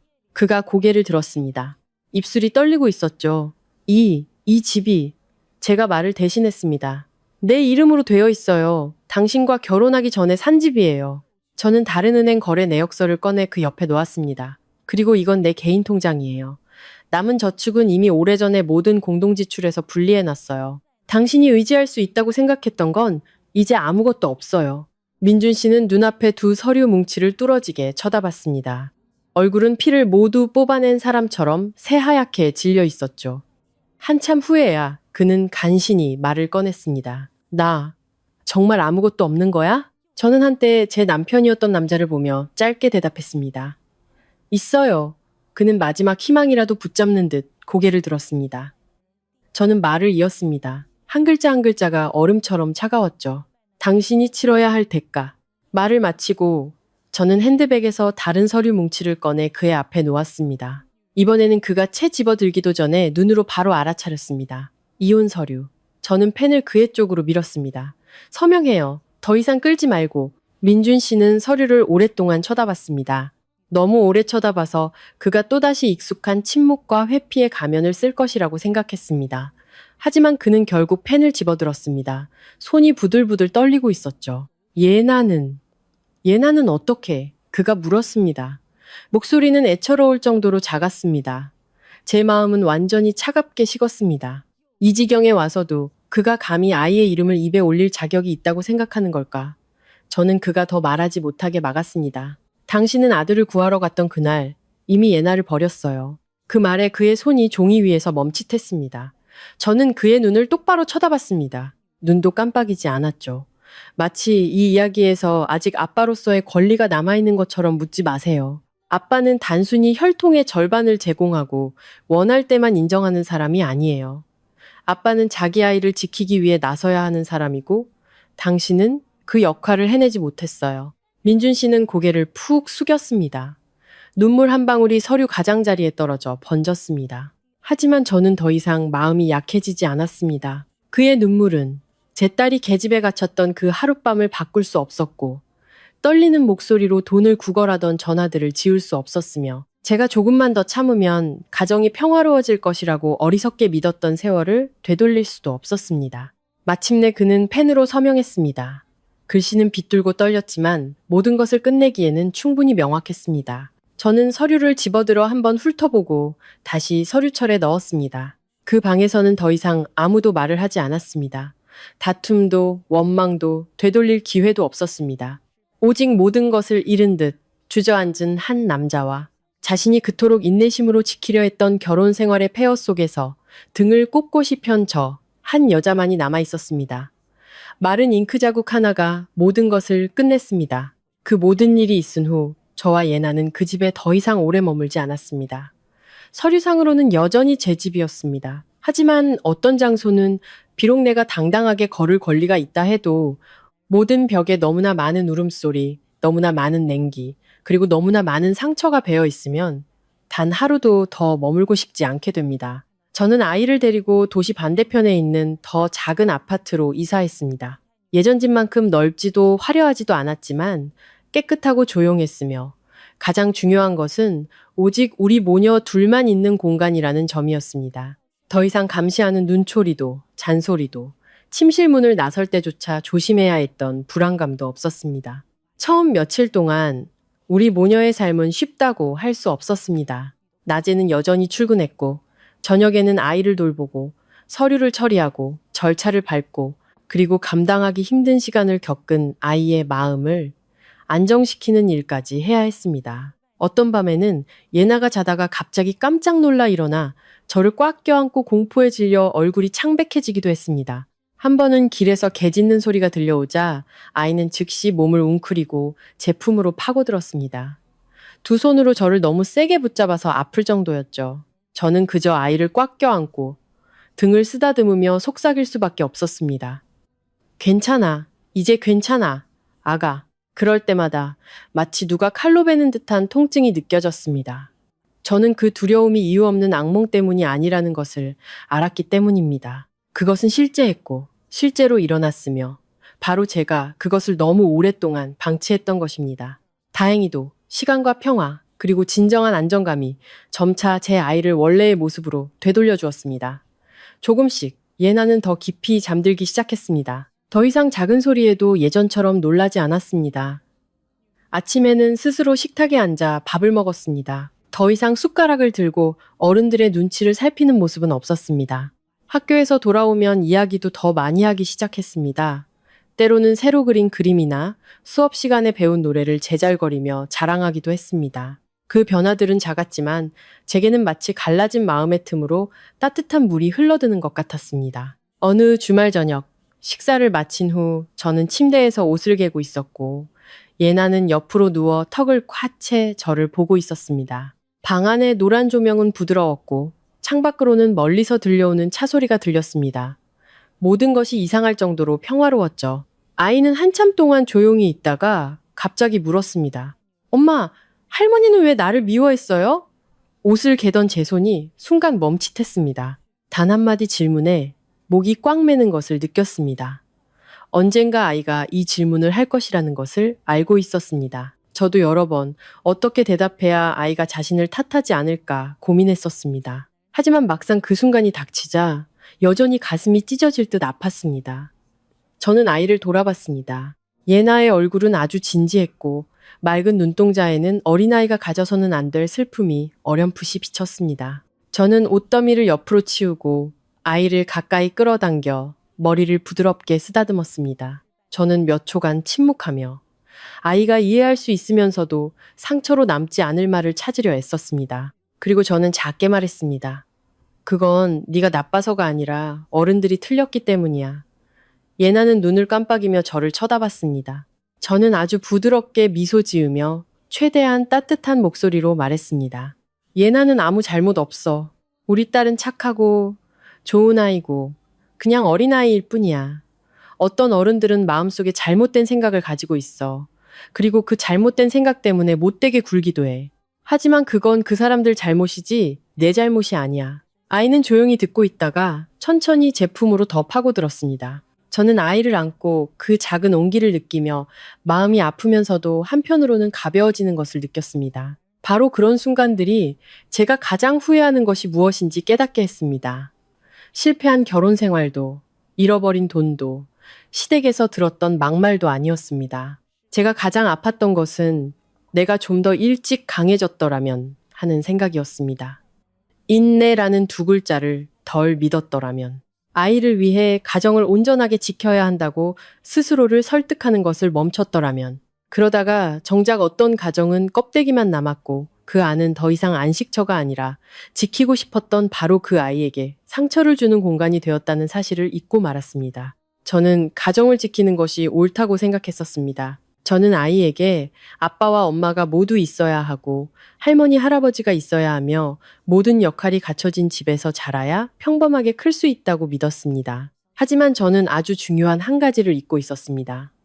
가정을 지키기 전에 엄마는 먼저 자기 아이를 지켜야 한다는 것을, 아이가 두려움 속에서 살아야 하고 어른들의 눈치를 보며 생존하는 법을 배워야 하고 다른 사람의 요구와 통제를 위한 도구가 되어야 하는 그런 가정이라면 그 가정을 지켜서 무엇을 하겠습니까? 누구를 위해서? 어떤 대가를 치르고? 저는 지나온 모든 것을 돌아보며 각자의 민낯을 그 어느 때보다 선명하게 보았습니다.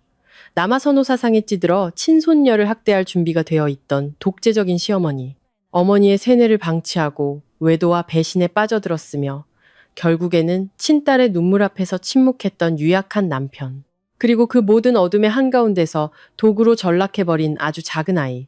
그 생각만으로도 여전히 심장이 조여왔습니다. 하지만 바로 그 모든 일들이 저를 완전히 바꿔놓았습니다. 만약 그날 밤 그 전화가 없었다면, 만약 제가 계속해서 모든 것이 나아질 것이라고 스스로를 속였다면, 아마 저는 그 나약함을 훨씬 더 오래 지속했을지도 모릅니다. 저는 아팠고 후회했고 자책했지만 더 이상 그 감정에 빠져 사는 것을 허락하지 않았습니다. 결국 가장 중요한 것은 제가 어디서 잘못했는지가 아니라 지금부터 그 실수를 다시는 반복하지 않기 위해 어떻게 살아야 하는가였으니까요. 저는 예나의 손을 잡았습니다.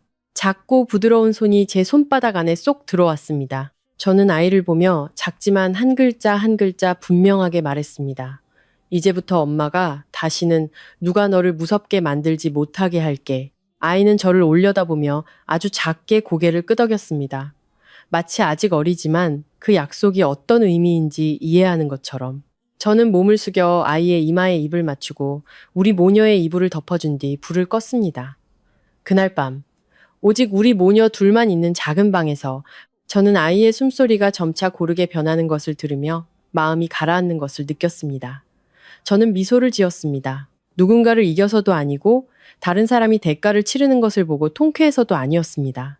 저는 마침내 그 모든 나약함과 망설임, 그리고 잘못된 인내 끝에 제때에 바로 설 용기를 냈기 때문에 미소 지었습니다.